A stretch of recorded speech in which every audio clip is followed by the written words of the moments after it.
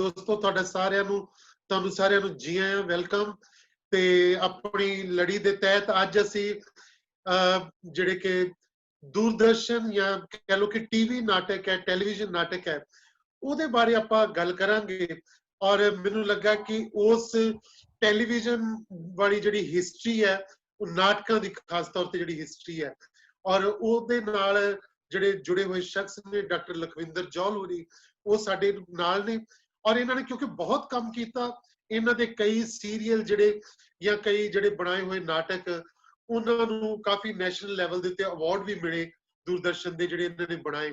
ਔਰ ਇਹਨਾਂ ਨੇ ਬਹੁਤ ਸਾਰੇ ਉਹ ਵੀ ਸੀ ਜਿਹੜੀਆਂ ਅਡੈਪਟੇਸ਼ਨਸ ਕੀਤੀਆਂ ਅੰਗਰੇਜ਼ੀ ਨਾਵਲਾਂ ਦੇ ਉੱਤੇ ਵੀ, ਜਿਹੜੇ ਸਕ੍ਰਿਪਟ ਤਿਆਰ ਕਰਕੇ ਉਸ ਨੂੰ ਪੰਜਾਬੀ ਦੇ ਵਿੱਚ, ਮੇਰੇ ਖਿਆਲ ਇੱਕ ਵਾਵਰੋਲੇ ਸੀਰੀਅਲ ਸੀ ਜਿਹੜਾ ਇਹਨਾਂ ਨੇ ਉਹ ਕੀਤਾ ਸੀਗਾ।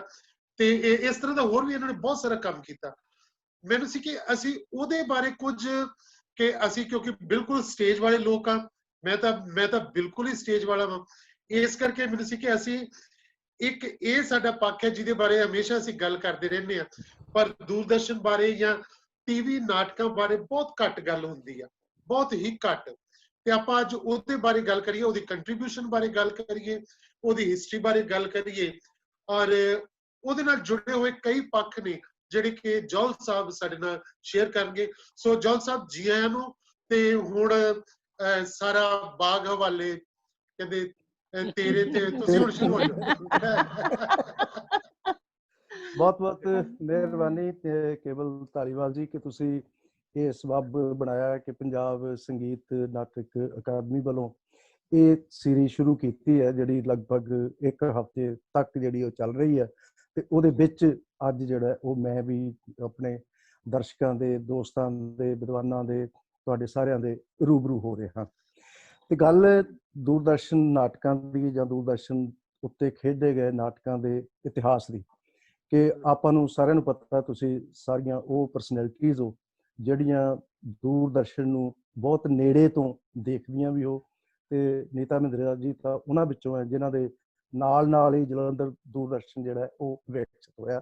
ਔਰ ਇਹ ਪਹਿਲੇ ਅਦਾਕਾਰਾਂ ਵਿੱਚੋਂ ਨੇ, ਪਹਿਲੇ ਨਿਰਦੇਸ਼ਕਾਂ ਵਿੱਚੋਂ ਨੇ ਜਿਨ੍ਹਾਂ ਨੇ ਦੂਰਦਰਸ਼ਨ ਨੂੰ ਬਹੁਤ ਨੇੜਿਓਂ ਦੇਖਿਆ ਵੀ, ਔਰ ਦੂਰਦਰਸ਼ਨ ਦੇ ਬਹੁਤ ਸਾਰੇ ਕੰਮਾਂ ਦੇ ਵਿੱਚ ਇਹਨਾਂ ਨੇ ਆਪਣਾ ਯੋਗਦਾਨ ਵੀ ਪਾਇਆ, ਜਿਹਦੇ ਵਿੱਚ ਦੂਰਦਰਸ਼ਨ ਦੇ ਨਾਟਕ ਵੀ ਨੇ, ਜਿਹਦੇ ਵਿੱਚ ਦੂਰਦਰਸ਼ਨ ਦੇ ਬਹੁਤ ਸਾਰੇ ਇਹੋ ਜਿਹੇ ਪ੍ਰੋਗਰਾਮ ਵੀ ਨੇ ਜਿਨ੍ਹਾਂ ਦੇ ਇਹਨਾਂ ਨੇ ਸੰਚਾਲਨ ਕੀਤਾ ਜਿਨ੍ਹਾਂ ਦਾ।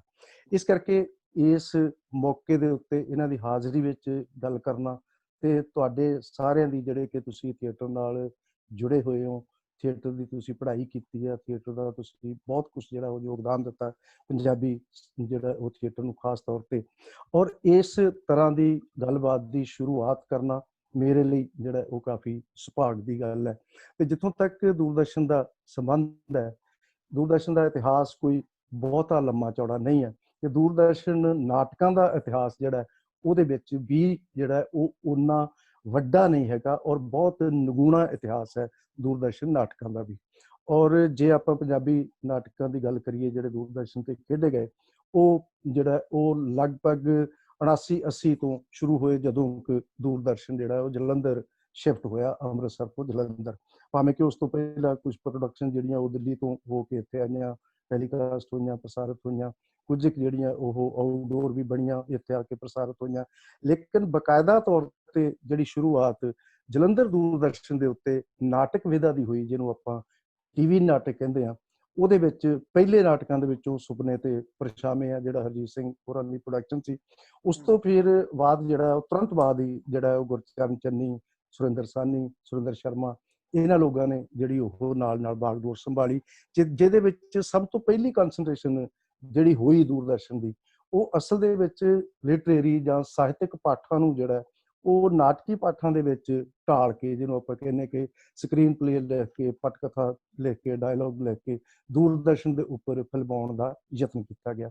ਉਹਦੇ ਵਿੱਚ ਪੰਜਾਬੀ ਸਾਹਿਤ ਦੇ ਵਿੱਚੋਂ ਜਿਹੜੀਆਂ ਪਹਿਲੀਆਂ ਕਹਾਣੀਆਂ ਜਿਹੜੀਆਂ ਉਹ ਦੂਰਦਰਸ਼ਨ ਦੇ ਉੱਤੇ ਪ੍ਰਸਾਰਿਤ ਹੋਈਆਂ ਨਾਟਕ ਦੀ ਸ਼ਕਲ ਦੇ ਵਿੱਚ, ਉਹਦੇ ਵਿੱਚ ਤੂੜੀ ਦੀ ਪੰਡ ਸੀ, ਦੁੱਧ ਦਾ ਛੱਪੜ ਸੀ, ਤੇ ਖੱਬਲ ਸੀ, ਤੇ ਇਸ ਤਰ੍ਹਾਂ ਦੀਆਂ ਕਹਾਣੀਆਂ ਜਿਹਨੂੰ ਗੁਰਚਰਨ ਚੰਨੀ ਹੋਰਾਂ ਨੇ, ਹਰਜੀਤ ਨੇ, ਔਰ ਸੁਰਿੰਦਰ ਸਾਹਨੀ ਨੇ।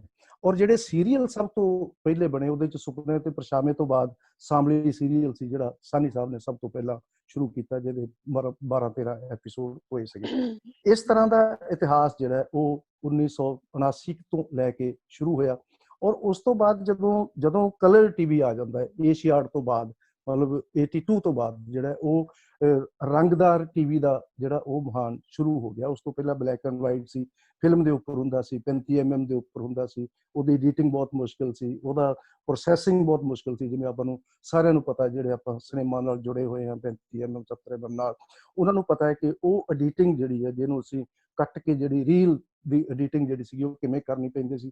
ਉਹਦੇ ਵਿੱਚ ਜਿਹੜਾ ਉਹ ਵਨ ਟੇਕ ਓਕੇ ਹੁੰਦਾ ਸੀ। ਉਹ ਟੈਕਨੀਕਲ ਗੱਲਾਂ ਨੇ ਕਿ ਜੇ ਤਾਂ ਤੁਸੀਂ ਸਾਰੇ ਦਾ ਸਾਰਾ ਇੱਕ ਜਿਹੜਾ ਉਹ ਕੱਟ ਦੇ ਵਿੱਚ ਸਟੇਜ ਪਲੇ ਵਾਂਗੂ ਰਿਕਾਰਡ ਕਰ ਦਿੱਤਾ ਤੇ ਉਹ ਟੈਲੀਕਾਸਟ ਹੋ ਜਾਣਾ। ਜੇ ਤੁਸੀਂ ਉਹਦੇ ਵਿੱਚ ਇੱਕ ਵਾਰੀ ਵੀ ਕਿਤੇ ਡਾਇਲੋਗ ਉੱਕ ਗਿਆ ਜਾਂ ਤੁਸੀਂ ਜਿਹੜਾ ਉਹ ਰੀਟੇਕ ਦੀ ਨੌਬਤ ਆ ਗਈ ਤਾਂ ਉਹ ਐਡਿਟ ਨਹੀਂ ਹੁੰਦਾ ਸੀ, ਸਾਰੇ ਦਾ ਸਾਰਾ ਦੁਬਾਰਾ ਕਰਨਾ ਪੈਂਦਾ ਸੀ ਔਰ ਉਹ ਰॉ ਸਟਾਕ ਦੇ ਵਿੱਚ ਬਹੁਤ ਮਹਿੰਗਾ ਪੈ ਜਾਂਦਾ ਸੀ।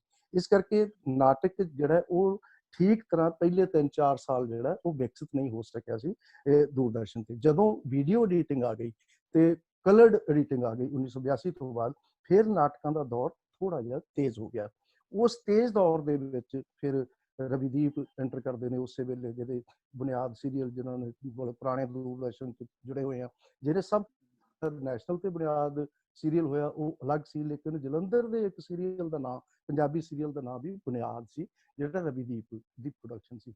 ਔਰ ਉਸ ਸੀਰੀਅਲ ਨੇ ਜਲੰਧਰ ਦੂਰਦਰਸ਼ਨ ਦਾ ਸਭ ਤੋਂ ਜ਼ਿਆਦਾ ਧਿਆਨ ਖਿੱਚਿਆ ਪਹਿਲਿਆਂ ਦੇ ਵਿੱਚ। ਇਹ ਜਿਹੜਾ ਉਹ 84 ਔਰ 85 ਦੀਆਂ ਗੱਲਾਂ ਨੇ। ਉਸ ਤੋਂ ਬਾਅਦ ਫਿਰ ਇਹ ਹਰਜੀਤ ਸਿੰਘ ਹੋਰੀ ਤੇ ਉਸ ਤੋਂ ਇਹਨਾਂ ਦੇ ਨਾਲ ਜਿਹੜਾ ਉਹ ਸੁਰਿੰਦਰ ਸ਼ਰਮਾ, ਜਿਹਦੇ ਵਿੱਚ ਜਿਹੜਾ ਉਹ ਫਿਰ ਅੱਗੋਂ ਜਿਹੜੀ ਗੱਲ ਜਿਹੜੀ ਆ ਉਹ ਮੁੜ ਕੇ ਫਿਰ ਇੱਕ ਵਾਰੀ ਲਿਟਰੇਰੀ ਵੱਲ ਨੂੰ ਚਲੀ ਗਈ। ਜਦੋਂ ਕਿ ਬੁਨਿਆਦ ਵਰਗਾ ਸੀਰੀਅਲ ਜਿਹੜਾ ਉਹ ਲਿਟਰੇਰੀ ਸੀਰੀਅਲ ਨਹੀਂ ਸੀਗਾ, ਅਸਲ ਦੇ ਵਿੱਚ ਪਹਿਲੀ ਵਾਰੀ ਜਿਹੜਾ ਹੈ ਉਹ ਦੂਰਦਰਸ਼ਨ ਨੂੰ ਧਿਆਨ ਵਿੱਚ ਰੱਖ ਕੇ ਲਿਖੀ ਗਈ ਕਹਾਣੀ ਸੀ, ਜਿਹਦੇ ਉੱਤੇ ਉਹ ਵਿਕਸਿਤ ਕੀਤਾ ਗਿਆ ਸੀ।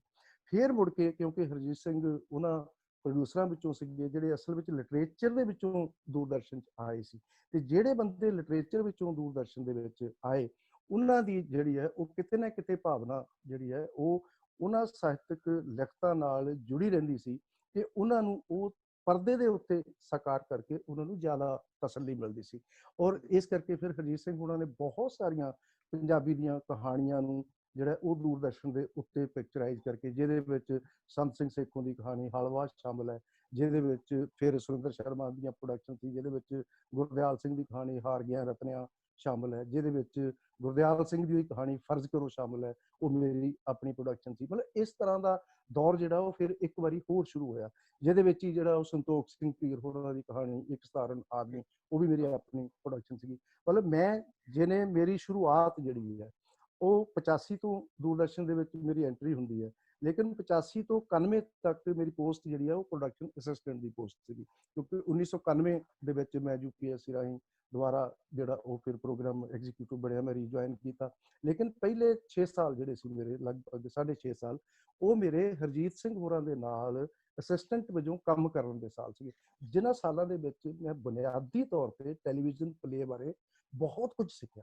ਮਤਲਬ ਹਲਵਾ ਕਹਾਣੀ ਜਿਹੜੀ ਆ ਅਸੀਂ ਸਟੂਡੀਓ ਦੇ ਵਿੱਚ ਹੀ ਇੱਕ ਤਰ੍ਹਾਂ ਦਾ ਆਊਟਡੋਰ ਵਰਗਾ ਸੈੱਟ ਜਿਹੜਾ ਉਹ ਸਥਾਪਿਤ ਕਰਕੇ ਉਹਦੇ ਵਿੱਚ ਅਸੀਂ ਬੋਰੀਆਂ ਦੇ ਨਾਲ ਕੱਚੇ ਘਰ ਬਣਾਏ, ਉਹਦੇ ਵਿੱਚ ਜਿਹੜਾ ਉਹ ਮੁਰਗੀਆਂ ਦਾ ਮਤਲਬ ਖੁੱਡਾ ਬਣਾਇਆ, ਉਹਦੇ ਵਿੱਚ ਹੀ ਅਸੀਂ ਸਟੂਡੀਓ ਦੇ ਵਿੱਚ ਬੱਕਰੀਆਂ ਲੈ ਕੇ ਆਏ। ਮਤਲਬ ਇਹ ਸਾਰਾ ਕੁਛ ਹਰਜੀਤ ਸਿੰਘ ਉਹਨਾਂ ਦੀ ਕਾਢਤ ਸੀ, ਲੇਕਿਨ ਮੈਨੂੰ ਇਸ ਗੱਲ ਦਾ ਮਾਣ ਹੈ ਕਿ ਮੈਂ ਉਹਨੂੰ ਨਾਲ ਹੋ ਕੇ ਸਿੱਖਿਆ। ਉੱਥੇ ਅਸੀਂ ਮਤਲਬ ਕੱਚੇ 2 ਮੰਜ਼ਲੇ ਘਰ ਜਿਹੜੇ ਆ, ਉਹ ਜੇ ਤੁਸੀਂ ਜਲੰਧਰ ਦੂਰਦਰਸ਼ਨ ਦਾ ਇਹ ਸਟੂਡੀਓ ਦੇਖਿਆ, ਤੁਸੀਂ ਲਗਭਗ ਤਕਰੀਬਨ ਸਾਰਿਆਂ ਨੇ ਦੇਖਿਆ ਹੀ ਹੋਇਆ, ਜੀਤਾ ਹੋਣੀ ਤਾਂ ਉੱਥੇ ਪ੍ਰੋਗਰਾਮ ਵੀ ਕਰਦੇ ਰਹੇ ਨੇ ਉਸ ਸਟੂਡੀਓ ਦੇ ਵਿੱਚ। ਔਰ ਉੱਥੇ ਅਸੀਂ ਕੱਚੇ ਘਰਾਂ ਦੀਆਂ ਮਤਲਬ 2-2 ਮੰਜ਼ਲੀਆਂ ਮਤਲਬ ਜਿਹੜੀਆਂ ਉਹ ਇਮਾਰਤਾਂ ਖੜੀਆਂ ਕਰਕੇ, ਜਿਹਦੇ ਵਿੱਚ ਜਿਵੇਂ ਹਲਵਾ ਕਹਾਣੀ ਜਿਹਨਾਂ ਲੋਕਾਂ ਨੇ ਪੜ੍ਹੀ ਹੈ, ਉਹਦੇ ਵਿੱਚ ਉਹ ਜਿਹੜਾ ਉਹਦਾ ਨਾਇਕ ਹੈ ਉਹ ਉੱਪਰ ਕੋਠੇ ਉੱਤੇ ਜਿਹੜਾ ਉਹ ਸੁੱਤਾ ਪਿਆ, ਜਦੋਂ ਉਹਨੂੰ ਉਹਦੀ ਪ੍ਰੇਮਿਕਾ ਉਠਾਉਣ ਲਈ ਆਉਂਦੀ ਹੈ ਕਿ ਚੱਲ ਤੇ ਆਪਣਾ ਜਾਣ ਦਾ ਟਾਈਮ ਹੋ ਗਿਆ, ਜਦੋਂ ਉਹਦਾ ਆਖਰੀ ਡਾਇਲੋਗ ਹੈ ਕਿ ਜਿਹੜਾ ਉਹ ਮੈਂ ਜਿਹੜਾ ਤੂੰ ਜਾ, ਤੇ ਉਹਨੂੰ ਸਵੇਰੇ ਜਦੋਂ ਉਹ ਦੂਜਾ ਪੁੱਛਦਾ ਉਹਦਾ ਦੋਸਤ ਕਿ ਕੀ ਗੱਲ ਹੋਈ ਤੇ ਤੇਰੇ ਤੋਂ ਚਲੇ ਜਾਣਾ ਸੀਗਾ, ਕਹਿੰਦਾ ਯਾਰ ਉਹ ਰਾਤ ਮੈਨੂੰ ਜਗਾਉਣ ਆਈ ਸੀ ਪਰ ਮੈਂ ਸਮਝਿਆ ਸ਼ਾਇਦ ਮਾਮਾ ਹਲਾਂ ਨੂੰ ਜਗਾਉਂਦਾ ਤੇ ਮੈਨੂੰ ਪਤਾ ਨਹੀਂ ਲੱਗਾ, ਉਹ ਕੋਠੇ ਉੱਪਰ ਸੁੱਤਾ ਪਿਆ। ਔਰ ਉਹ ਇਸੇ ਤਰ੍ਹਾਂ 2 ਮੰਜ਼ਲਾ ਅਸੀਂ ਉਹਦੀ ਇਮਾਰਤ ਜਿਹੜੀ ਉਹ ਉੱਥੇ ਉੱਥੇ ਸਟੂਡੀਓ ਦੇ ਵਿੱਚ ਹੀ ਜਿਹੜੀ ਉਹ ਚੱਲੀ ਸੀ। ਮਤਲਬ ਇਸ ਤਰ੍ਹਾਂ ਦਾ ਥੋੜਾ ਇਤਿਹਾਸ ਹੈ ਦੂਰਦਰਸ਼ਨ ਦੇ ਨਾਟਕਾਂ ਦਾ। ਲੇਕਿਨ ਜਿਹੜੀ ਗੱਲ ਮੈਂ ਅੱਗੋਂ ਕਹਿਣੀ ਚਾਹੁੰਦਾ, ਉਹ ਇਹ ਕਹਿਣੀ ਚਾਹੁੰਦਾ ਹੈ ਕਿ ਇਹਨਾਂ ਸਾਰੀਆਂ ਗੱਲਾਂ ਦੇ ਬਾਵਜੂਦ ਦੂਰਦਰਸ਼ਨ ਆਪਣੇ ਤੌਰ ਤੇ ਟੈਲੀਵਿਜ਼ਨ ਪਲੇ ਨੂੰ ਵਿਕਸਿਤ ਕਰਨ ਵਿੱਚ ਅੱਜ ਤੱਕ ਵੀ ਕਾਮਯਾਬ ਨਹੀਂ ਹੋਇਆ। ਹਾਲਾਂਕਿ ਜਿਹੜਾ ਉਹ ਨੈਸ਼ਨਲ ਲੈਵਲ ਤੇ ਰਮਾਇਣ ਵਰਗੇ ਬਹੁਤ ਵੱਡੇ ਸੀਰੀਅਲ ਬਣੇ, ਨੈਸ਼ਨਲ ਲੈਵਲ ਤੇ ਮਹਾਭਾਰਤ ਵਰਗੇ ਬਹੁਤ ਵੱਡੇ ਸੀਰੀਅਲ ਬਣੇ ਜਿਨ੍ਹਾਂ ਦਾ ਕੋਈ ਜਵਾਬ ਨਹੀਂ ਹੈ, ਲੇਕਿਨ ਉਹਨਾਂ ਨੂੰ ਜਿਹੜਾ ਉਹ ਇਫੈਕਟਸ ਦੇ ਨਾਲ ਕ੍ਰੀਏਟ ਕਰਨਾ ਜਿਹੜਾ ਹੈ ਉਹ ਉਹਨੂੰ ਫਿਲਮੀ ਤਰਜ ਉੱਤੇ ਲੈ ਜਾਂਦਾ ਹੈ। ਉਹਨੂੰ ਟੈਲੀਵਿਜ਼ਨ ਨਾਟਕ ਦੀ ਆਪਣੀ ਜਿਹੜੀ ਹੈ ਵਿਧਾ ਐਸਟੈਬਲਿਸ਼ ਹੋਣੀ ਸੀਗੀ। ਮੇਰੇ ਹਿਸਾਬ ਨਾਲ ਮੈਂ ਅੱਜ ਵੀ ਇਹ ਸੋਚਦਾ, ਸਾਰੀ ਉਮਰ ਦੂਰਦਰਸ਼ਨ 'ਚ ਨੌਕਰੀ ਕਰਕੇ ਵੀ ਔਰ ਵੱਡੇ ਵੱਡੇ ਸੀਰੀਅਲਸ ਨਾਲ ਜਿਹੜਾ ਉਹ ਸੰਬੰਧਿਤ ਹੋ ਕੇ ਵੀ, ਈਵਨ ਮੈਂ ਜਿਹੜਾ ਮੇਰਾ ਹੁਣ ਸਭ ਤੋਂ ਆਖਰੀ ਜਿਹੜਾ ਮੈਂ 2015-16 ਦੇ ਵਿੱਚ ਆ ਕੇ ਕੀਤਾ ਸੀ ਰਿਟਾਇਰਮੈਂਟ ਤੋਂ ਇੱਕ ਸਾਲ ਦੇ ਵਿੱਚ ਹੀ, ਉਹ ਸੀਰੀਅਲ ਸੀ ਮੇਰਾ ਆਧਾਰਸ਼ਿਲਾ, ਜਿਹੜਾ ਬਲਦੇਵ ਸਿੰਘ ਸੜਕਨਾਮਾ ਦਾ ਇੱਕ ਬਹੁਤ ਪੁਰਾਣਾ ਨਾਵਲ ਹੈ, ਕੱਚੀਆਂ ਕੰਧਾਂ, ਉਹਦੇ ਉੱਤੇ ਬੇਸਡ ਸੀ। ਤੇ ਉਹਨੂੰ ਮੈਂ ਹਿੰਦੀ 'ਚ ਕੀਤਾ ਸੀ ਡੀਡੀ ਕਿਸਾਨ ਚੈਨਲ ਵਾਸਤੇ 26 ਐਪੀਸੋਡ। ਮਤਲਬ ਉਸ ਸੀਰੀਅਲ ਨੂੰ ਕਰਨ ਤੱਕ ਵੀ ਤੇ ਉਸ ਤੋਂ ਬਾਅਦ ਤੱਕ ਵੀ ਮੈਂ ਇਹ ਸਮਝਦਾ ਔਰ ਬਹੁਤ ਜ਼ੋਰ ਸ਼ੋਰ ਨਾਲ ਮਤਲਬ ਮੈਂ ਮਹਿਸੂਸ ਕਰਦਾ ਕਿ ਅਸਲ ਦੇ ਵਿੱਚ ਪੰਜਾਬੀ ਵਿੱਚ ਖਾਸ ਤੌਰ ਤੇ ਔਰ ਹਿੰਦੀ ਵਿੱਚ ਵੀ ਮੈਂ ਇਹ ਕਹਿਣਾ ਚਾਹੁੰਦਾ, ਮਰਨਾਲ ਸੈਨ ਦੀਆਂ ਕਵੀ ਦੂਰ ਕਵੀ ਪਾਸ ਨੂੰ ਛੱਡ ਦਿਓ, ਜਾਂ ਜਿਹੜੀਆਂ ਉਹ ਕੁਝ ਕਹਾਣੀਆਂ ਜਿਹੜੀਆਂ ਉਹ ਸ਼ਾਮ ਬੈਨੇਗਲ ਨੇ ਜਾਂ ਦੂਸਰੇ ਲੋਕਾਂ ਨੇ ਕੀਤੀਆਂ ਨੇ ਉਹਦੇ ਤੇ, ਜਾਂ ਦੂਜੇ ਕੀ ਉਹ ਕਥਾ ਸਾਗਰ ਜਾਂ ਹੋਰ ਦੇ ਵਿੱਚ, ਉਹਨਾਂ ਨੂੰ ਇੱਕ ਪਾਸੇ ਛੱਡ ਦਿਓ। ਉਹ ਕਿਸੇ ਹੱਦ ਤੱਕ ਟੈਲੀਵਿਜ਼ਨ ਪਲੇ ਵਰਗੀ ਵਿਧਾ ਜਿਹੜੀ ਆ ਉਹ ਵਿਕਸਿਤ ਹੁੰਦੀ ਦਿਸਦੀ ਹੈ ਤੁਹਾਨੂੰ। ਲੇਕਿਨ ਪੰਜਾਬੀ ਦੇ ਵਿੱਚ ਮੈਂ ਇਹ ਕਹਿੰਦਾ ਕਿ ਟੈਲੀਵਿਜ਼ਨ ਪਲੇ ਦੀ ਜਿਸ ਤਰ੍ਹਾਂ ਦੀ ਵਿਧਾ ਐਸਟੈਬਲਿਸ਼ ਹੋਣੀ ਚਾਹੀਦੀ ਸੀ ਉਹ ਨਹੀਂ ਹੋ ਸਕੀ। ਇਹਦੇ ਉੱਪਰ ਬਹੁਤ ਸਾਰਾ ਕੰਮ ਕਰਨ ਵਾਲਾ ਅਜੇ ਬਾਕੀ ਹੈ। ਸਿਰਫ ਇੱਕ ਲਿਖਤ ਹੈ ਦਲਜੀਤ ਸੰਧੂ ਨੇ ਜਿਹੜੀ ਲਿਖੀ ਸੀਗੀ, ਤਿਰਕ ਦੇ ਰਿਸ਼ਤੇ ਕਿਤਾਬ ਹੈ, ਉਹਦੇ ਵਿੱਚ 5-6 ਜਿਹੜੇ ਉਹ ਨਾਟਕ ਨੇ ਜਿਹਨੂੰ ਉਹਨਾਂ ਨੇ ਟੈਲੀਵਿਜ਼ਨ ਨਾਟਕ ਕਿਹਾ।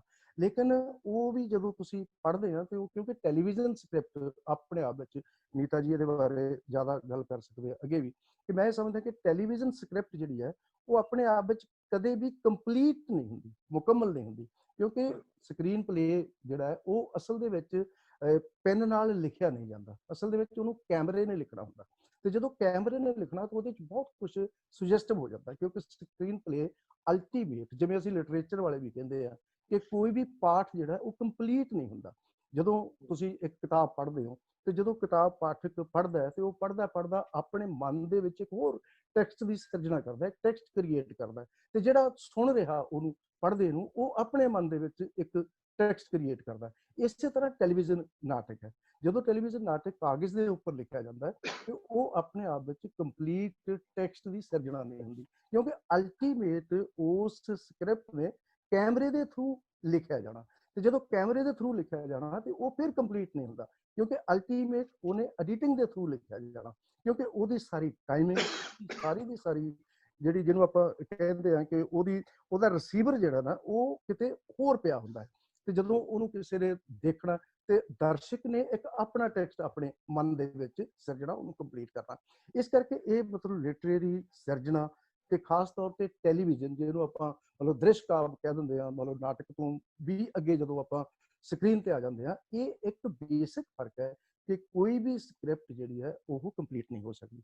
ਦੂਸਰੀ ਗੱਲ ਜਿਹੜੀ ਟੈਲੀਵਿਜ਼ਨ ਨਾਟਕਾਂ ਬਾਰੇ ਇਹ ਹੈ, ਜਿਹੜੀ ਮਤਲਬ ਥੀਏਟਰ ਤੇ ਉਹ ਬਾਕੀ ਸਵਾਲ ਜਵਾਬ ਦੇ ਵਿੱਚ ਵੀ ਬਾਅਦ ਵਿੱਚ ਆ ਜਾਏਗੀ, ਜਿਹੜੀ ਮੈਂ ਵੀ ਮਹਿਸੂਸ ਕਰਦਾ ਕਿ ਅਸਲ ਦੇ ਵਿੱਚ ਇਹ ਹੈ ਕਿ ਉਹ ਬਹੁਤ ਬਹੁਤ ਬਰੀਕ ਫਰਕ ਵੀ ਹੈ ਤੇ ਬਹੁਤ ਵੱਡਾ ਫਰਕ ਵੀ ਹੈ ਕਿ ਜਦੋਂ ਅਸੀਂ ਥੀਏਟਰ ਤੋਂ ਟੈਲੀਵਿਜ਼ਨ 'ਚ ਸ਼ਿਫਟ ਕਰਦੇ ਆ ਕਿ ਇੱਕਦਮ ਜਿਹੜਾ ਹੈ ਲਾਊਡਲੀਨੈਸ ਜਿਹੜੀ ਆ, ਉੱਚਾਪਨ ਜਿਹੜਾ ਆ ਉਹ ਇੱਕਦਮ ਧੀਮਾ ਹੋ ਜਾਂਦਾ ਹੈ, ਇੱਕਦਮ ਜਿਹੜਾ ਅੰਡਰਟੋਨ ਹੋ ਜਾਂਦਾ, ਕਿਉਂਕਿ ਕੈਮਰਾ ਜਿਹੜਾ ਉਹ ਤੁਹਾਡੇ ਬਿਲਕੁਲ ਨੇੜੇ ਹੁੰਦਾ ਤੇ ਕੈਮਰਾ ਤੁਹਾਡੀ ਅੱਖ ਤੋਂ ਬਿਨਾਂ ਹੋਰ ਕਿਸੇ ਚੀਜ਼ ਨੂੰ ਪਕੜਦਾ ਨਹੀਂ ਹੈ। ਅਸਲ ਦੇ ਵਿੱਚ ਤੁਹਾਡਾ ਐਕਸਪ੍ਰੈਸ਼ਨ, ਤੁਹਾਡੇ ਫੇਸ ਦਾ ਐਕਸਪ੍ਰੈਸ਼ਨ, ਤੁਹਾਡੀ ਅੱਖ ਦੀ ਜਿਹੜੀ ਆ ਉਹ ਫੁਰਤੀ, ਤੁਹਾਡੀ ਅੱਖ ਦਾ ਚੱਲਣ ਇੱਧਰ ਉੱਧਰ, ਉਹਨੂੰ ਕੈਮਰਾ ਸਭ ਤੋਂ ਜ਼ਿਆਦਾ ਪਕੜਦਾ ਹੈ, ਜਦੋਂ ਕਿ ਸਟੇਜ ਤੁਹਾਡੇ ਪੂਰੇ ਸਰੀਰ ਨੂੰ ਪਕੜਦਾ, ਤੁਹਾਡੀ ਪੂਰੀ ਦੀ ਪੂਰੀ ਬਾਡੀ ਲੈਂਗੁਏਜ ਨੂੰ ਪਕੜਦਾ।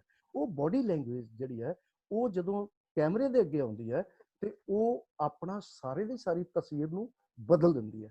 ਇਸ ਕਰਕੇ ਮੈਂ ਇਹ ਸਮਝਦਾ ਕਿ ਤੁਸੀਂ ਸਾਰੇ ਥੀਏਟਰ ਨਾਲ ਜੁੜੇ ਹੋਏ ਲੋਕ ਹੋ, ਤੁਹਾਨੂੰ ਸਾਰਿਆਂ ਨੂੰ ਜਿਹੜਾ, ਕਿਉਂਕਿ ਮੀਡੀਅਮ ਬਦਲ ਰਹੇ ਨੇ, ਕਿਉਂਕਿ ਹੁਣ ਡਿਜੀਟਲਾਈਜੇਸ਼ਨ ਦਾ ਜਿਹੜਾ ਉਹ ਜਿਹਨੂੰ ਕਹਿੰਦੇ ਜ਼ਮਾਨਾ ਆ ਗਿਆ, ਤੇ ਇਸ ਕੰਮ ਤੇ ਇਹਦੇ ਤੇ ਵਰਕ ਹੋਣਾ ਬਹੁਤ ਜ਼ਰੂਰੀ ਆ ਕਿ ਟੈਲੀਵਿਜ਼ਨ ਨਾਟਕ ਖਾਸ ਤੌਰ ਤੇ ਪੰਜਾਬੀ ਦਾ ਟੈਲੀਵਿਜ਼ਨ ਨਾਟਕ ਕਿਵੇਂ ਵਿਕਸਿਤ ਹੋਵੇ। ਭਾਵੇਂ ਉਹ ਸੁਜੈਸਟਿਵ ਸਕ੍ਰਿਪਟ ਹੁੰਦੀ ਹੈ, ਲੇਕਿਨ ਸੁਜੈਸਟਿਵ ਸਕ੍ਰਿਪਟ ਜਿਹੜੀ ਹੈ ਉਹ ਰਿਐਲਿਟੀ ਦੇ ਕਿੰਨਾ ਨੇੜੇ ਪਹੁੰਚ ਸਕਦੀ ਹੈ, ਇਹਦੇ ਉੱਪਰ ਜ਼ਰੂਰ ਕੰਮ ਹੋਣੇ ਚਾਹੀਦੇ ਆ। ਇਸ ਤੋਂ ਅੱਗੇ ਆਪਾਂ ਸਵਾਲ ਜਵਾਬ ਕਰਾਂਗੇ। ਬਿਲਕੁਲ ਜੌਲ ਸਾਹਿਬ, ਹੁਣ ਸਾਡੇ ਨਾਲ ਕਿਉਂਕਿ ਇਧਰੋਂ ਪ੍ਰੀਤਮ ਰੁਪਾਲ ਵੀ ਜੁੜ ਗਏ ਆ, ਡਾਕਟਰ ਸਾਹਿਬ ਸਿੰਘ ਵੀ ਆ ਗਏ ਆ, ਦਵਿੰਦਰ ਕੁਮਾਰ ਨਵਾਂ ਸ਼ਹਿਰ ਤੋਂ ਵੀ ਆ ਗਏ ਆ, ਤੇ ਡਾਕਟਰ ਐਸਪੀ ਸਿੰਘ ਗੁਰੀ ਵੀ ਨਾਲ ਜੁੜੇ ਹੋਏ ਨੇ, ਬੀਨਾ ਅਰੋੜਾ ਵੀ HMV ਕਾਲਜ ਤੋਂ ਹੈ, ਤੇ ਦਮਨ ਸਾਹਿਬ ਵੀ ਹੁਣ ਨਜ਼ਰ ਆ ਰਹੇ ਆ। ਸੋ ਮੇਰਾ ਖਿਆਲ ਹੈ ਕਿ ਆਪਾਂ ਹੁਣ ਅਗਲੀਆਂ ਗੱਲਾਂ ਜਿਹੜੀਆਂ ਜੌਲ ਸਾਹਿਬ, ਇੱਕ ਚੀਜ਼ ਮੈਂ ਜ਼ਰੂਰ ਥੋੜਾ ਜਿਹਾ, ਤੁਸੀਂ ਇੱਕ ਆਪਣੀ ਲਿਟਲ ਜੀ ਬੈਕਗ੍ਰਾਉਂਡ ਕਿ ਤੁਸੀਂ ਦੂਰਦਰਸ਼ਨ ਚ, ਜਦੋਂ ਕਿ ਤੁਸੀਂ ਵੀ ਬਿਲਕੁਲ ਲਿਟਰੇਰੀ ਆਦਮੀ ਹੋ, ਤੁਸੀਂ ਯਾਨੀ ਕਿ ਇਸ ਪ੍ਰੋਸੈਸ ਵਿੱਚੋਂ ਵੀ ਗੁਜ਼ਰੇ ਹੋ, ਤੁਸੀਂ ਪੁਣੇ ਤੋਂ ਵੀ ਫਿਲਮ ਐਪਰੀਸੀਏਸ਼ਨ ਦਾ ਕੀਤਾ ਹੈ, ਤੇ ਪਰ ਤੁਸੀਂ ਕਿਵੇਂ ਇਸ ਦੇ ਵਿੱਚ ਆ ਕੇ ਜੁੜੇ, ਜਿਹੜੇ ਥੋੜਾ ਜਿਹਾ ਗੱਲ ਤੁਸੀਂ ਆਪਣੀ ਸਾਂਝੀ ਕਰੋ। ਤੁਹਾਡਾ ਮਾਈਕ ਆਫ ਹੈ, ਮਾਈਕ ਔਨ ਕਰਿਓ।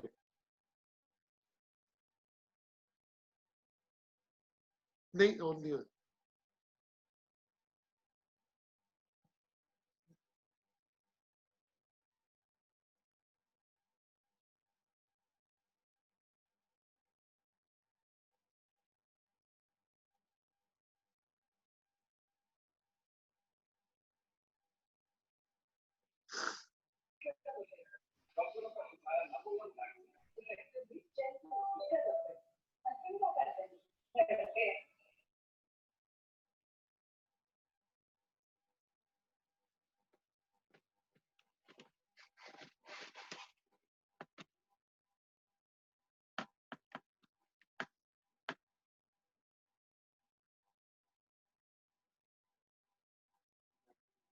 ਮਾਈਕ ਔਨ ਨਹੀਂ ਹੋਇਆ ਤੁਹਾਡਾ।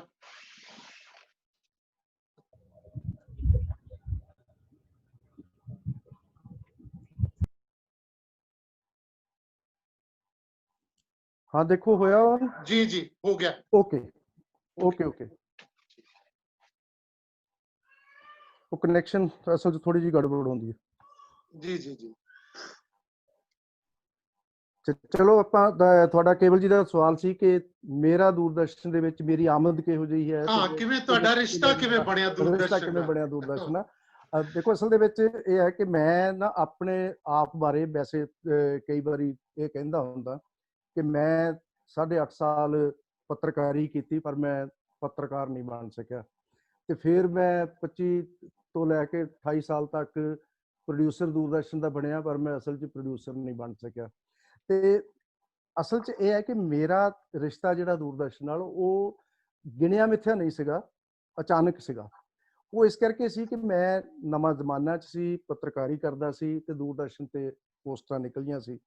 ਤੇ ਮੈਨੂੰ, ਕਿਉਂਕਿ ਮੈਂ ਦੂਰਦਰਸ਼ਨ ਤੇ ਸਿਰਫ ਕਵੀ ਦਰਬਾਰ ਦੀ ਐਂਕਰਿੰਗ ਕਰਨ ਜਾਂਦਾ ਸੀ, ਕੰਪੇਅਰਿੰਗ ਕਰਨ ਜਾਂਦਾ ਸੀ, ਤੇ ਮੈਨੂੰ ਦੱਸਿਆ ਗਿਆ ਕਿ ਇੱਥੇ ਪੋਸਟਾਂ ਨਿਕਲੀਆਂ ਤੇ ਤੁਸੀਂ ਜਿਹੜਾ ਉਹਦੀ ਅਪਲਾਈ ਕਰ ਦਿਓ। ਤੇ ਮੈਂ ਉਹ ਬਾਈ ਚਾਂਸ ਅਪਲਾਈ ਕੀਤਾ, ਉਹ ਵੀ ਲਾਸਟ ਡੇਟ ਤੇ, ਜਦੋਂ ਉਹ ਲਗਭਗ ਸ਼ਾਮ 5 ਵਜੇ ਤੱਕ ਹੀ ਸੀ। ਤੇ ਮੈਂ ਦੁਪਹਿਰੇ ਗਿਆ ਤੇ ਮੈਂ ਉੱਥੇ ਐਪਲੀਕੇਸ਼ਨ ਦੇ ਕੇ ਆ ਗਿਆ। ਲੇਕਿਨ ਹੈਰਾਨੀ ਵਾਲੀ ਗੱਲ ਇਹ ਹੋਈ ਕਿ ਥੋੜੇ ਦਿਨਾਂ ਬਾਅਦ ਇੰਟਰਵਿਊ ਹੋ ਗਈ, ਪਰ ਮੈਨੂੰ ਇੰਟਰਵਿਊ ਕਾਲ ਕੋਈ ਨਾ ਆਈ। ਤੇ ਇਸ ਗੱਲ ਨੂੰ 2.5 ਸਾਲ ਦਾ ਸਮਾਂ ਬੀਤ ਗਿਆ, ਕੋਈ ਕਾਲ ਨਹੀਂ ਆਈ। ਮੈਂ ਇੰਨੇ 'ਚ ਨਵਾਂ ਜ਼ਮਾਨਾ ਛੱਡ ਕੇ ਅਜੀਤ ਦੇ ਵਿੱਚ ਸਬ ਐਡੀਟਰ ਬਣ ਗਿਆ, ਮੈਗਜ਼ੀਨ ਐਡੀਟਰ ਬਣ ਗਿਆ। ਫਿਰ ਅਚਾਨਕ ਮੈਨੂੰ ਇੱਕ ਦਿਨ ਕਾਲ ਆਈ ਕਿ ਤੁਸੀਂ ਆ ਕੇ ਜੁਆਇਨ ਕਰੋ, 1 ਹਫ਼ਤੇ ਤੱਕ ਤੁਹਾਡੀ ਜੁਆਇਨਿੰਗ ਹੈ। ਤੇ ਉਹ ਜਿਹੜਾ 1 ਹਫ਼ਤਾ ਸੀ ਉਹ ਵੀ ਬਾਈ ਚਾਂਸ ਇੱਕੋ ਹੀ ਦਿਨ ਬਾਕੀ ਰਹਿੰਦਾ ਸੀ, ਜਦੋਂ ਤੱਕ ਮੈਨੂੰ ਪਿੰਡੋਂ ਮੇਰੀ ਸਿਸਟਰ ਚਿੱਠੀ ਲੈ ਕੇ ਜਲੰਧਰ ਆਈ ਵੀ ਆ ਤੈਨੂੰ ਚਿੱਠੀ ਆਈ ਹੈ ਤੇ ਤੂੰ ਆ ਜਾ। ਤੇ ਮੈਂ ਉਸ ਦਿਨ ਜਾ ਕੇ, ਜਦੋਂ ਜੁਆਇਨਿੰਗ ਦਾ 1 ਦਿਨ ਬਾਕੀ ਸੀਗਾ, ਮੈਂ ਉੱਥੇ ਜੁਆਇਨ ਕਰ ਲਿਆ। ਇਹ ਤਾਂ ਮੇਰੀ ਐਂਟਰੀ ਹੈ ਬਾਈ ਚਾਂਸ, ਜਦੋਂ ਮੈਂ ਭੁੱਲ ਬੈਠਾ ਸੀਗਾ ਕਿ ਮੈਂ ਦੂਰਦਰਸ਼ਨ ਤੇ ਜਾਣਾ। ਤਾਂ ਮੇਰੀ, ਕਿਉਂਕਿ ਦੂਰਦਰਸ਼ਨ ਤੇ ਜਾਣ ਵਾਲੀ, ਕਿਉਂਕਿ ਅਲਟੀਮੇਟ ਇਹ ਹੈ ਕਿ ਮੈਂ ਜ਼ਿੰਦਗੀ 'ਚ ਜੇ ਕੁਝ ਬਣਨਾ ਚਾਹਿਆ ਸੀ ਤੇ ਉਹ ਕਿਤੇ ਮਤਲਬ ਪੜ੍ਹਾਈ ਲਿਖਾਈ ਵਾਲਾ ਕੋਈ ਟੀਚਰ, ਅਧਿਆਪਕ ਜਾਂ ਕਾਲਜ 'ਚ ਪੜ੍ਹਾਉਣ ਦੀ ਜਿਹੜੀ ਉਹ ਸਾਰੀ ਸਿਖਲਾਈ, ਕਿਉਂਕਿ ਉਦੋਂ ਤੱਕ ਮੈਂ MPhil ਕਰਕੇ ਵਾਪਸ ਆ ਗਿਆ ਸੀ ਯੂਨੀਵਰਸਿਟੀ ਤੋਂ, ਇਹ ਸਾਰਾ। ਲੇਕਿਨ ਦੂਰਦਰਸ਼ਨ ਤੇ ਜਦੋਂ ਮੈਂ ਆ ਗਿਆ ਤੇ ਮੇਰੀ ਮੁੱਖ ਕੰਸੈਂਟਰੇਸ਼ਨ ਜਿਹੜੀ ਉਹ ਨਾਟਕ ਕਦੇ ਨਹੀਂ ਸੀ। ਮੇਰੀ ਜਿਹੜੀ ਉਹ ਲਿਟਰੇਰੀ ਪ੍ਰੋਗਰਾਮ ਹੀ ਸੀ ਸ਼ੁਰੂਆਤੀ ਦੌਰ ਦੇ ਵਿੱਚ, ਜਿਹੜਾ ਹਾਲਾਂਕਿ ਮੈਨੂੰ ਨਿਊਜ਼ ਦੇ ਵਿੱਚ ਥੋੜੀ ਦੇਰ ਲਈ ਲਗਾਇਆ ਗਿਆ, ਪਰ ਜਲਦੀ ਜਿਹੜਾ ਮੇਰਾ ਸਭ ਤੋਂ ਪਹਿਲਾ ਪ੍ਰੋਗਰਾਮ ਸੀ ਉਹ 5 ਮਿੰਟ ਦਾ ਇੱਕ ਫੋਟੋ ਫੀਚਰ ਸੀ ਪੰਡਿਤ ਜਵਾਹਰ ਲਾਲ ਨਹਿਰੂ ਤੇ। 14 ਨਵੰਬਰ ਨੂੰ, ਜਿਹੜਾ ਮੈਨੂੰ ਭੱਟ ਸਾਹਿਬ ਉਸ ਵੇਲੇ ਡਾਇਰੈਕਟਰ ਸੀਗੇ, ਉਹਨਾਂ ਨੇ ਮੈਨੂੰ ਦੇਖਿਆ ਕਿ ਥੋੜਾ ਜਿਹਾ ਜ਼ਿਆਦਾ ਇੰਟਰਸਟ ਜਿਹਾ ਲੈਂਦਾ ਹੈ, ਕੁਝ ਪੱਤਰਕਾਰੀ ਚੋਂ ਆਇਆ, ਤੇ ਕਿਉਂਕਿ ਉਹਨਾਂ ਨੇ ਮੈਨੂੰ ਰੱਖਿਆ ਸੀਗਾ, ਉਹਨਾਂ ਨੂੰ ਪਤਾ ਸੀਗਾ ਕਿ ਅਖਬਾਰ 'ਚ, ਤੇ ਉਹਨਾਂ ਨੇ ਮੈਨੂੰ ਕਿਹਾ ਕਿ ਇਹ ਤੁਸੀਂ ਬਣਾਓਗੇ ਜੀ ਇੱਕ, ਜਿਹੜਾ ਉਹ ਨਵੰਬਰ ਦਾ ਮਹੀਨਾ ਸੀਗਾ, 14 ਨਵੰਬਰ ਨੂੰ ਉਹ ਜਨਮ ਦਿਨ ਸੀ ਪੰਡਿਤ ਜਵਾਹਰ ਲਾਲ ਨਹਿਰੂ ਦਾ, ਉਹਨਾਂ ਨੇ ਕਿਹਾ ਜੀ ਇੱਕ ਫੋਟੋ ਫੀਚਰ ਬਣਾ ਦਿਓ 5 ਮਿੰਟ ਦਾ। ਤੇ ਮੇਰੀ ਪਹਿਲੀ ਪ੍ਰੋਡਕਸ਼ਨ ਦੂਰਦਰਸ਼ਨ ਤੇ ਫੋਟੋ ਫੀਚਰ ਹੈ, ਜਿਹਦੀ ਮੈਂ ਆਪ ਕਮੈਂਟਰੀ ਲਿਖੀ, ਆਪ ਮੈਂ ਉਹਦੀ ਵਾਇਸਿੰਗ ਕੀਤੀ, ਤੇ 5 ਮਿੰਟ ਦਾ ਉਹ ਟੈਲੀਕਾਸਟ ਹੋ ਗਿਆ। ਉਹ ਮੇਰੀ ਪਹਿਲੀ ਪ੍ਰੋਡਕਸ਼ਨ ਸੀ। ਉਸ ਤੋਂ ਬਾਅਦ ਅਗਲਾ ਇਹ ਹੈ ਕਿ ਨਾਰਥ ਜ਼ੋਨ ਕਲਚਰ ਸੈਂਟਰ, ਅੱਜ ਜਿੱਥੇ ਆਪਾਂ ਜਿਹਦੀ ਮੀਟਿੰਗ ਕਰ ਰਹੇ ਸੀਗੇ, ਉਦਘਾਟਨ ਜਦੋਂ ਰਾਜੀਵ ਗਾਂਧੀ ਨੇ ਕੀਤਾ, ਉਹ ਵੀ 85 ਦਾ ਹੀ ਸੀ। ਉਹਦੀ ਫਸਟ ਰਿਪੋਰਟਿੰਗ ਕਰਨੀ ਤੇ ਉਹਦੀ ਜਿਹੜੀ ਉਹ ਰਾਜੀਵ ਗਾਂਧੀ ਦੀ ਰੈਲੀ ਕਵਰ ਕਰਨੀ, ਉਹ ਮੇਰਾ ਲਗਭਗ ਦੂਜਾ ਕੰਮ ਸੀਗਾ ਦੂਰਦਰਸ਼ਨ ਦਾ, ਜਿਹਨੂੰ ਮੈਨੂੰ ਇੱਕਦਮ ਕਰਨਾ ਪਿਆ। ਕੁਝ ਇਸ ਤਰ੍ਹਾਂ ਕਰਕੇ ਮੈਂ ਜਿਹੜਾ ਉਹ ਦੂਰਦਰਸ਼ਨ ਦੇ ਵਿੱਚ ਆਪਣੇ ਆਪ ਨੂੰ ਜਿਹੜਾ ਉਹ ਐਸਟੈਬਲਿਸ਼ ਕਰ ਲਿਆ। ਲੇਕਿਨ ਉਸ ਤੋਂ ਬਾਅਦ ਮੇਰੀ ਅਸਾਈਨਮੈਂਟ, ਜਿਵੇਂ ਮੈਂ ਪਹਿਲਾਂ ਦੱਸਿਆ ਕਿ ਹਰਜੀਤ ਹੋਰਾਂ ਨਾਲ ਮੇਰੀ ਥੋੜੀ ਪਹਿਲਾਂ ਐਸੋਸੀਏਸ਼ਨ ਵੀ ਸੀ, ਤੇ ਉਹਨਾਂ ਦੇ ਅਸਿਸਟੈਂਟ ਵਜੋਂ ਮੈਂ ਕੰਮ ਕਰਨਾ ਸ਼ੁਰੂ ਕੀਤਾ, ਜਿੱਥੋਂ ਮੇਰਾ ਰੁਝਾਨ ਨਾਟਕ ਦੀ ਪ੍ਰੋਡਕਸ਼ਨ ਵੱਲ, ਨਾਟਕ ਦੀ ਡਾਇਰੈਕਸ਼ਨ ਵੱਲ ਜਿਹੜਾ ਉਹ ਸ਼ੁਰੂ ਹੋ ਗਿਆ। ਔਰ ਪਹਿਲੇ ਉਹਨਾਂ ਦੇ ਜਿਹੜੇ ਨਾਟਕ ਨੇ, ਉਹਨਾਂ ਵਿੱਚ ਮੈਂ ਦੱਸਿਆ ਕਿ ਉਹਦੇ ਵਿੱਚ ਜਿਹੜਾ ਉਹ ਹਲਵਾ, ਉਹਦੇ ਵਿੱਚੋਂ ਨਾਟਕ ਜਿਹੜਾ ਮੈਂ ਬਹੁਤ ਤਨਦੇਹੀ ਨਾਲ ਉਹਨਾਂ ਦੇ ਨਾਲ ਜੁੜ ਕੇ, ਜਿੱਥੋਂ ਮੈਂ ਬਹੁਤ ਕੁਝ ਸਿੱਖਿਆ, ਮਤਲਬ ਉਹਨਾਂ ਦੇ ਨਾਲ ਕੰਮ ਕਰਕੇ। ਕੁਝ ਇਸ ਤਰ੍ਹਾਂ ਦਾ, ਕੁਝ ਉਹਨਾਂ ਦੇ ਆਪਣੇ ਗੁਰਸ਼ਰਨ ਸਿੰਘ ਹੋਰਾਂ ਦਾ ਇੱਕ ਨਾਟਕ ਸੀ ਸ਼ਾਇਦ ਨਵਾਂ ਜਨਮ, ਉਹ ਅਸੀਂ ਉੱਥੇ ਜਾ ਕੇ ਸ਼ੂਟ ਕੀਤਾ, ਮੰਗੂਵਾਲ ਆਪਣੇ ਜਸਵੰਤ ਖਟਕੜ ਹੋਰਾਂ ਦੇ ਪਿੰਡ। ਉੱਥੇ ਕੁਝ ਹੋਰ ਕਹਾਣੀਆਂ ਕੀਤੀਆਂ, ਇੱਕ ਦਰਸ਼ਨ ਮਿੱਤਰਵਾਦੀ ਕਹਾਣੀ ਸੀ ਬਦਲੇ ਖੋਰੀਆਂ ਰਾਤਾਂ, ਉਹਦੀ ਪ੍ਰੋਡਕਸ਼ਨ ਕੀਤੀ। ਮਤਲਬ ਏਦਾਂ ਕਰਕੇ ਫਿਰ ਮੇਰਾ ਨਾਟਕਾਂ ਵੱਲ ਰੁਝਾਨ ਹੋ ਗਿਆ। ਔਰ ਨਾਟਕਾਂ ਵੱਲ ਰੁਝਾਨ ਹੋਣ ਤੋਂ ਬਾਅਦ ਹੁਣ ਤੱਕ ਦੀ ਜੇ ਮੈਂ ਮਤਲਬ ਦੂਰਦਰਸ਼ਨ ਦੇ ਵਿੱਚ ਆਪਣੇ ਨਾਟਕਾਂ ਦੀ ਜੇ ਮੈਂ ਗੱਲ ਕਰਨੀ ਹੋਵੇ, ਤੇ ਉਹਦੇ ਵਿੱਚ ਆਰਥਰ ਮਿਲਰ ਦਾ ਜਿਹੜਾ ਉਹ ਡੈਥ ਆਫ ਏ ਸੇਲਜ਼ਮੈਨ, ਉਹਦੇ ਉੱਪਰ 4 ਐਪੀਸੋਡ ਦਾ, ਜਿਹਦੀ ਬਾਬ ਰੋਲੇ ਦੀ ਤੁਸੀਂ ਜ਼ਿਕਰ ਕਰਦੇ ਸੀ, ਉਹ ਨਾਟਕ ਮੇਰਾ ਇੱਕ ਮਤਲਬ ਅਲੱਗ ਤਰ੍ਹਾਂ ਦਾ ਨਾਟਕ ਹੈ, ਕਿਉਂਕਿ ਉਹ ਇੱਕ ਤਰ੍ਹਾਂ ਨਾਲ ਐਕਸਪੈਰੀਮੈਂਟਲ ਨਾਟਕ ਸੀ। ਉਸ ਤੋਂ ਬਿਨਾਂ ਫਿਰ ਸੋਹਣ ਸਿੰਘ ਸੀਤਲ ਹੋਰਾਂ ਦਾ ਜਿਹੜਾ ਵੱਡਾ ਨਾਵਲ ਹੈ, ਜਿਹਦੇ ਤੇ ਉਹਨਾਂ ਨੂੰ ਸਾਹਿਤ ਅਕੈਡਮੀ ਅਵਾਰਡ ਵੀ ਮਿਲਿਆ, ਯੁੱਗ ਬਦਲ ਗਿਆ, ਉਹਦੇ ਉੱਪਰ 4 ਐਪੀਸੋਡ ਦਾ ਮੈਂ ਨੈਸ਼ਨਲ ਵਾਸਤੇ ਕੀਤਾ ਸੀਗਾ, ਜਿਹਦੀ ਬਾਅਦ ਦੇ ਵਿੱਚ ਮੈਂ ਟੈਲੀਫਿਲਮ ਵੀ ਬਣਾਈ, ਤੇ ਉਸ ਟੈਲੀਫਿਲਮ ਨੂੰ ਨੈਸ਼ਨਲ ਅਵਾਰਡ ਮਿਲਿਆ ਸਿਨੇਮੈਟੋਗ੍ਰਾਫੀ ਦੇ ਵਿੱਚ। ਇਸ ਤਰ੍ਹਾਂ ਦਾ ਥੋੜਾ ਕੰਮ ਹੈ। ਤੇ ਫਿਰ ਬਰਜਿੰਦਰ ਸਿੰਘ ਹਮਦਰਦ ਹੋਰਾਂ ਦਾ ਇੱਕ ਐਕਸਪੈਰੀਮੈਂਟਲ ਨਾਵਲ ਹੈ, ਤੁਸੀਂ ਸਾਰੇ ਜਾਣਦੇ ਹੋ, ਕੁਝ ਪੱਤਰੇ ਹਾਂ, ਕੁਝ ਪੱਤਰੇ ਉੱਪਰ ਜਿਹੜਾ ਉਹ ਮੈਂ ਤੇ ਸੁਰੇਸ਼ ਸਾਗਰ, ਜਿਹੜੇ ਸਾਡੇ ਹੁਣ ਤਾਂ ਇਸ ਦੁਨੀਆ ਵਿੱਚ ਉਹ ਨਹੀਂ ਹੈਗੇ, ਉਹਨਾਂ ਨੇ ਉਹਦੀ ਸਕ੍ਰਿਪਟਿੰਗ ਕੀਤੀ ਸੀਗੀ। ਅਸੀਂ ਦੋਹਾਂ ਨੇ ਰਲ ਕੇ ਬਹੁਤ ਮਿਹਨਤ ਕਰਕੇ ਅਸੀਂ 8 ਐਪੀਸੋਡ ਦਾ ਕੁਝ ਪੱਤਰੇ ਨਾਟਕ ਜਿਹੜਾ ਕੀਤਾ, ਜਿਹੜਾ ਦੂਰਦਰਸ਼ਨ ਤੇ ਕਾਫੀ ਸਲਾਹਿਆ ਗਿਆ। ਇਸ ਤੋਂ ਬਾਅਦ ਮੈਂ 26 ਐਪੀਸੋਡ ਦਾ ਜ਼ਿਕਰ ਕਰ ਚੁੱਕਿਆ। ਔਰ ਫਿਰ ਜਿਹੜਾ ਉਹ ਇਸ ਤੋਂ ਇਲਾਵਾ ਜਿਹੜਾ ਦੂਰਦਰਸ਼ਨ ਦਾ ਮੇਰਾ ਨਾਟਕਾਂ ਨਾਲੋਂ ਜ਼ਿਆਦਾ ਜਿਹੜਾ ਉਹ ਲਿਟਰੇਰੀ ਪ੍ਰੋਗਰਾਮਾਂ ਦਾ, ਔਰ ਖਾਸ ਤੌਰ ਤੇ ਚੈਟ ਸ਼ੋਜ਼ ਦਾ, ਔਰ ਨਿਊਜ਼ ਈਅਰ ਪ੍ਰੋਗਰਾਮਾਂ ਦਾ, ਇਹ ਮੇਰਾ ਐਕਸਪੀਰੀਅੰਸ ਜਿਹੜਾ ਉਹ ਵੀ ਬਰਾਬਰ ਦਾ ਹੈ, ਬਲਕਿ ਨਾਟਕਾਂ ਨਾਲੋਂ ਵੀ ਵੱਡਾ ਐਕਸਪੀਰੀਅੰਸ ਮੇਰਾ ਇਸ ਪਾਸੇ ਵਾਲੇ ਪਾਸੇ ਵੀ ਹੈ। ਕਿਉਂਕਿ ਮੈਂ ਦੂਰਦਰਸ਼ਨ ਦੇ ਉਹ ਸਾਰੇ ਕੰਮ ਕੀਤੇ ਇੱਕ ਆਲਰਾਊਂਡਰ ਵਜੋਂ, ਜਿਹੜੇ ਮਤਲਬ ਦੂਰਦਰਸ਼ਨ ਦੀ ਰਿਕੁਆਇਰਮੈਂਟ ਹੈ ਸੀਗੇ। ਉਹਦੇ ਵਿੱਚ ਫਿਰ ਜਿਹੜਾ ਉਹ ਡੀਡੀ ਨਿਊਜ਼ ਦੇ ਮੇਰੇ 4 ਸਾਲ ਜਿਹੜੇ ਦਿੱਲੀ ਦੇ ਆ, ਉਹ ਵੀ ਵੱਡੇ ਸਾਲ ਹੈ। ਔਰ ਉੱਥੋਂ ਜਿਹੜਾ ਉਹ ਮੈਂ ਵਿਦੇਸ਼ਾਂ ਤੱਕ ਵੀ ਗਿਆ, ਨਾਈਜੀਰੀਆ ਤੱਕ, ਅਟਲ ਬਿਹਾਰੀ ਵਾਜਪੇਈ ਦੇ ਨਾਲ ਉਸ ਵੇਲੇ ਜਦੋਂ ਉਹ ਪ੍ਰਧਾਨ ਮੰਤਰੀ ਸੀਗੇ, ਮੈਂ ਉਹਨਾਂ ਦੇ ਨਾਲ ਅਬੂਜਾ, ਨਾਈਜੀਰੀਆ ਦੀ ਰਾਜਧਾਨੀ ਹੈ, ਉੱਥੇ ਜਿਹੜਾ ਕਾਮਨਵੈਲਥ ਹੈਡਸ ਦਾ ਸੰਮੇਲਨ ਸੀਗਾ 1 ਹਫ਼ਤੇ ਦਾ, ਉੱਥੇ ਮੈਂ ਗਿਆ। ਉੱਥੋਂ ਮੈਂ ਇੰਡੀਅਨ ਟੈਲੀਵਿਜ਼ਨ ਲਈ ਜਿਹੜਾ ਉਹ ਰਿਪੋਰਟਿੰਗ ਵੀ ਕੀਤੀ, ਡੀਡੀ ਨਿਊਜ਼ ਲਈ, ਉਸ ਜਗ੍ਹਾ ਤੋਂ ਮਤਲਬ ਕਾਮਨਵੈਲਥ ਦੇ। ਮਤਲਬ ਇਸ ਤਰ੍ਹਾਂ ਦਾ ਐਕਸਪੀਰੀਅੰਸ ਜਿਹੜਾ ਉਹ ਮੈਨੂੰ ਦੂਰਦਰਸ਼ਨ ਦੇ ਨਾਲ ਬਹੁਤ ਗਹਿਰੀ ਤਰ੍ਹਾਂ ਜੋੜੀ ਰੱਖਦਾ। ਔਰ ਇਸੇ ਦੌਰਾਨ ਹੀ ਮੈਨੂੰ ਦੂਰਦਰਸ਼ਨ ਵੱਲੋਂ ਹੀ ਮੈਨੂੰ ਪੂਨੇ ਵੀ ਭੇਜਿਆ ਗਿਆ ਸੀਗਾ, ਜਿਹਦੇ ਵਿੱਚ ਡਾਇਰੈਕਸ਼ਨ ਤੇ ਆਪਰੇਸ਼ਨ ਦਾ ਜਿਹੜਾ ਉਹ ਇੱਕ ਕੋਰਸ ਹੁੰਦਾ 6 ਮਹੀਨੇ ਦਾ, ਉਹ ਵੀ ਮੈਨੂੰ ਦੂਰਦਰਸ਼ਨ ਨੇ ਆਪਣੇ ਖਰਚੇ ਤੇ ਹੀ ਕਰਵਾਇਆ ਸੀ। ਕਿਉਂਕਿ ਉਹ ਇੱਕ ਹੈਗਾ ਕਿ ਜਦੋਂ ਬੰਦਾ ਸਰਵਿਸ 'ਚ ਆ ਜਾਂਦਾ, ਉਸ ਤੋਂ ਬਾਅਦ ਉਹਨੂੰ ਸਰਕਾਰੀ ਤੌਰ ਤੇ ਭੇਜ ਦਿੱਤਾ ਜਾਂਦਾ। ਮਤਲਬ ਇਸ ਤਰ੍ਹਾਂ ਦਾ ਜਿਹੜਾ ਉਹ ਮੇਰਾ ਐਕਸਪੀਰੀਅੰਸ ਹੈ। ਲੇਕਿਨ ਇਸ ਐਕਸਪੀਰੀਅੰਸ ਦੇ ਵਿੱਚ ਜਿਹੜੇ ਟੈਲੀਵਿਜ਼ਨ ਪਲੇਜ਼ ਨਾਲ ਜੁੜਿਆ ਹੋਇਆ ਮੇਰਾ ਕੰਮ ਹੈ, ਉਹਦੇ ਵਿੱਚ ਜਿਹੜਾ ਉਹ ਉਹਦੇ ਵਿੱਚ ਡੀਡੀ ਕਿਸਾਨ ਦੇ ਸੀਰੀਅਲ ਜਿਹੜੇ ਆ, ਜਿਹੜਾ ਡੀਡੀ ਕਿਸਾਨ ਜਿਹੜਾ ਜਦੋਂ ਸ਼ੁਰੂ ਹੋਇਆ, ਤੇ ਜਿਹੜੇ ਸਭ ਤੋਂ ਪਹਿਲਾ ਸੀਰੀਅਲ ਸੀਗਾ ਆਧਾਰਸ਼ਿਲਾ, ਉਹ ਵੀ ਮੇਰਾ ਹੀ ਬਣਾਇਆ ਹੋਇਆ ਸੀ। ਇਹ 2015 ਦੇ ਅਪ੍ਰੈਲ ਦੀ ਗੱਲ ਹੈ। ਮੈਂ ਬਸ ਇਸ ਲਈ ਤੁਹਾਡੀ ਥੋੜੀ ਬੈਕਗ੍ਰਾਉਂਡ ਸਾਂਝੀ ਕਰਨਾ ਚਾਹੁੰਦਾ ਸੀ ਕਿ ਤੁਸੀਂ ਇੰਨੀ ਵਿਧਾ ਦੇ ਵਿੱਚ ਕੰਮ ਕੀਤਾ ਵਾ, ਤੇ ਉਹ ਇੱਕ ਪਾਸੇ ਦੂਰਦਰਸ਼ਨ ਵਾਲਾ ਨਾਟਕ ਹੈ, ਤੁਸੀਂ ਕਵਿਤਾ ਲਿਖਦੇ ਹੋ, ਤੁਸੀਂ ਕਿੰਨੇ ਸਾਰੇ ਲਿਟਰੇਰੀ ਪ੍ਰੋਗਰਾਮ ਤੋਂ ਹੋਰ ਕਿੰਨਾ ਕੁਝ ਕੀਤਾ। ਸੋ ਇਹਨਾਂ ਸਾਰੀਆਂ ਚੀਜ਼ਾਂ ਦਾ ਇੱਕ ਸੰਗਮ ਹੋ ਇਹ ਸਾਰਾ ਕੁਝ, ਤੇ ਇੰਨੀ ਸਾਰੀ ਜਾਣਕਾਰੀ ਹੈ। ਸੋ ਮੈਂ ਬਾਕੀ ਦੋਸਤਾਂ ਨੂੰ ਕਹਾਂਗਾ, ਤੁਸੀਂ ਕੋਈ ਸਵਾਲ ਨੀਤਾ ਜੀ ਦਵਿੰਦਰ ਜੀ, ਸਾਹਿਬ ਸਿੰਘ, ਰੁਪਾਲ, ਕੋਈ ਤੁਸੀਂ ਸਵਾਲ ਹੋਵੇ ਤੁਸੀਂ ਪਹਿਲਾਂ ਪੁੱਛੋ। ਹਾਂਜੀ, ਦਵਿੰਦਰ ਕੁਮਾਰ ਜੀ। ਜੌਲ ਸਾਹਿਬ ਸਤਿ ਸ੍ਰੀ ਅਕਾਲ ਜੀ। ਸਤਿ ਸ੍ਰੀ ਅਕਾਲ ਜੀ, ਸਵਾਗਤ ਜੀ। ਸਰ, ਮੇਰਾ ਸਰੋਕਾਰ ਹੈ ਟੀਵੀ ਨਾਟਕ ਦੀ, ਆਪਾਂ ਗੱਲ ਕਰ ਰਹੇ ਹਾਂ ਜੀ ਹਾਂ। ਦੋ ਪੱਖ ਸਵਾਲ ਹੈ ਮੇਰਾ। ਪਹਿਲਾ, ਜਿਸ ਵੇਲੇ ਦੂਰਦਰਸ਼ਨ ਜਲੰਧਰ ਹੋਂਦ ਚ ਆ ਗਿਆ ਤੇ ਇੱਕ ਤੇ ਇਹਨੇ ਟੀਵੀ ਨਾਟਕ ਪੇਸ਼ ਕੀਤੇ, ਜਿਵੇਂ ਦੂਸਰੇ ਵਿਧਾਵਾਂ ਦੇ ਵਿੱਚੋਂ, ਨਾਵਲ ਚੋਂ, ਕਹਾਣੀ ਚੋਂ, ਕਵਿਤਾ ਦੇ ਰੂਪਾਂਤਰਣ ਤੋਂ ਆ ਗਏ, ਜਾਂ ਕੁਝ ਦੂਸਰੇ ਪਾਸੇ ਦੀਆਂ ਜਿਵੇਂ ਦੂਸਰੇ ਨਾਟਕਾਂ ਦੇ ਅਨੁਵਾਦਾਂ ਚੋਂ ਆ ਗਏ। ਮੂਲ ਰੂਪ ਦੇ ਵਿੱਚ ਪੰਜਾਬੀ ਨਾਟਕਕਾਰੀ ਨੂੰ ਪੰਜਾਬੀ ਟੀਵੀ ਨਾਟਕ ਲਿਖਣ ਦੇ ਲਈ ਕੋਈ ਪ੍ਰੇਰਨਾ, ਨਾਟਕ ਲਿਖਣ ਜਿਸ ਨੂੰ ਅਸੀਂ ਕਹਿੰਦੇ ਹਾਂ, ਉਹਦੇ ਵਿੱਚੋਂ ਕੋਈ ਨਾਟਕਕਾਰ ਐਸਾ ਉੱਭਰ ਕੇ ਆਇਆ ਜਿਹੜਾ ਇਹ ਆਪਾਂ ਕਹਿ ਸਕੀਏ ਕਿ ਦੂਰਦਰਸ਼ਨ ਦੇ ਆਉਣ ਦੇ ਨਾਲ ਟੀਵੀ ਨਾਟਕ ਲਿਖਣ ਦੇ ਵੀ ਅਮੀਰੀ ਆਈ ਹੈ ਸਾਡੇ, ਕੋਈ ਐਸਾ? ਦੂਸਰਾ ਇਹ ਹੈ ਮੇਰਾ ਕਿ ਅੱਜ ਦੀ ਡੇਟ ਦੇ ਵਿੱਚ ਵੀ ਦੂਰਦਰਸ਼ਨ ਦੇ ਵਿੱਚ ਟੀਵੀ ਨਾਟਕ ਨੂੰ ਕਿੰਨੇ ਕੁ % ਥਾਂ ਮਿਲਦੀ ਹੈ ਬਾਕੀ ਪ੍ਰੋਗਰਾਮਾਂ ਦੇ ਮੁਕਾਬਲੇ? ਸੰਗੀਤ ਦੇ ਪ੍ਰੋਗਰਾਮ ਹੈ ਆਪਣੇ ਕੋਲ, ਜਾਂ ਨਿਊਜ਼, ਜਾਂ ਜਿਵੇਂ ਤੁਸੀਂ ਬਾਕੀ ਪ੍ਰੋਗਰਾਮਾਂ ਦਾ ਜ਼ਿਕਰ ਕੀਤਾ, ਕਿੰਨੀ ਕੁ ਥਾਂ ਆ? ਜਦੋਂ ਕਿ ਬਾਕੀ ਸਾਰੇ ਜਿਹੜੇ ਚੈਨਲ ਆ ਉਹ ਤਾਂ ਪਾਸਾ ਮੋੜ ਗਏ ਆ, ਉਹ ਤਾਂ ਨਾਟਕ ਦਿਖਾਉਣ ਤੋਂ ਵੀ ਪਿੱਛੇ ਹਟ ਗਏ ਆ ਮਜਬੂਰੀਆਂ। ਮੈਂ ਦੋ ਚੀਜ਼ਾਂ ਪੁੱਛਣੀਆਂ ਸੀ। ਹਾਂ ਬਿਲਕੁਲ, ਤੁਹਾਡੇ ਸਵਾਲ ਦਵਿੰਦਰ ਜੀ ਬਹੁਤ ਵਾਜਬ ਨੇ, ਤੇ ਤੁਹਾਡੇ ਆਉਣ ਤੋਂ ਪਹਿਲਾਂ ਮੈਂ ਇਹ ਗੱਲ ਇੱਕ ਤਾਂ ਇਹ ਕਰ ਚੁੱਕਿਆ ਸੀਗਾ ਕਿ ਇਸ ਦੇ ਬਾਵਜੂਦ ਕਿ ਪਿਛਲੇ ਮਤਲਬ ਲਗਭਗ 30 ਸਾਲ ਤੋਂ 40 ਸਾਲ ਲਗਭਗ ਹੋ ਗਏ ਜੇ 1980 ਤੋਂ ਹੁਣ ਤੱਕ ਸਾਲਾਂ ਟੈਲੀਵਿਜ਼ਨ ਪਲੇ ਲਿਖਣ ਦੀ ਜਿਹੜੀ ਵਿਧਾ ਹੈ, ਟੈਲੀਵਿਜ਼ਨ ਪਲੇ ਦੀ ਵਿਧਾ ਜਿਹੜੀ ਹੈ ਉਹ ਵਿਕਸਿਤ ਨਹੀਂ ਹੋ ਸਕੀ।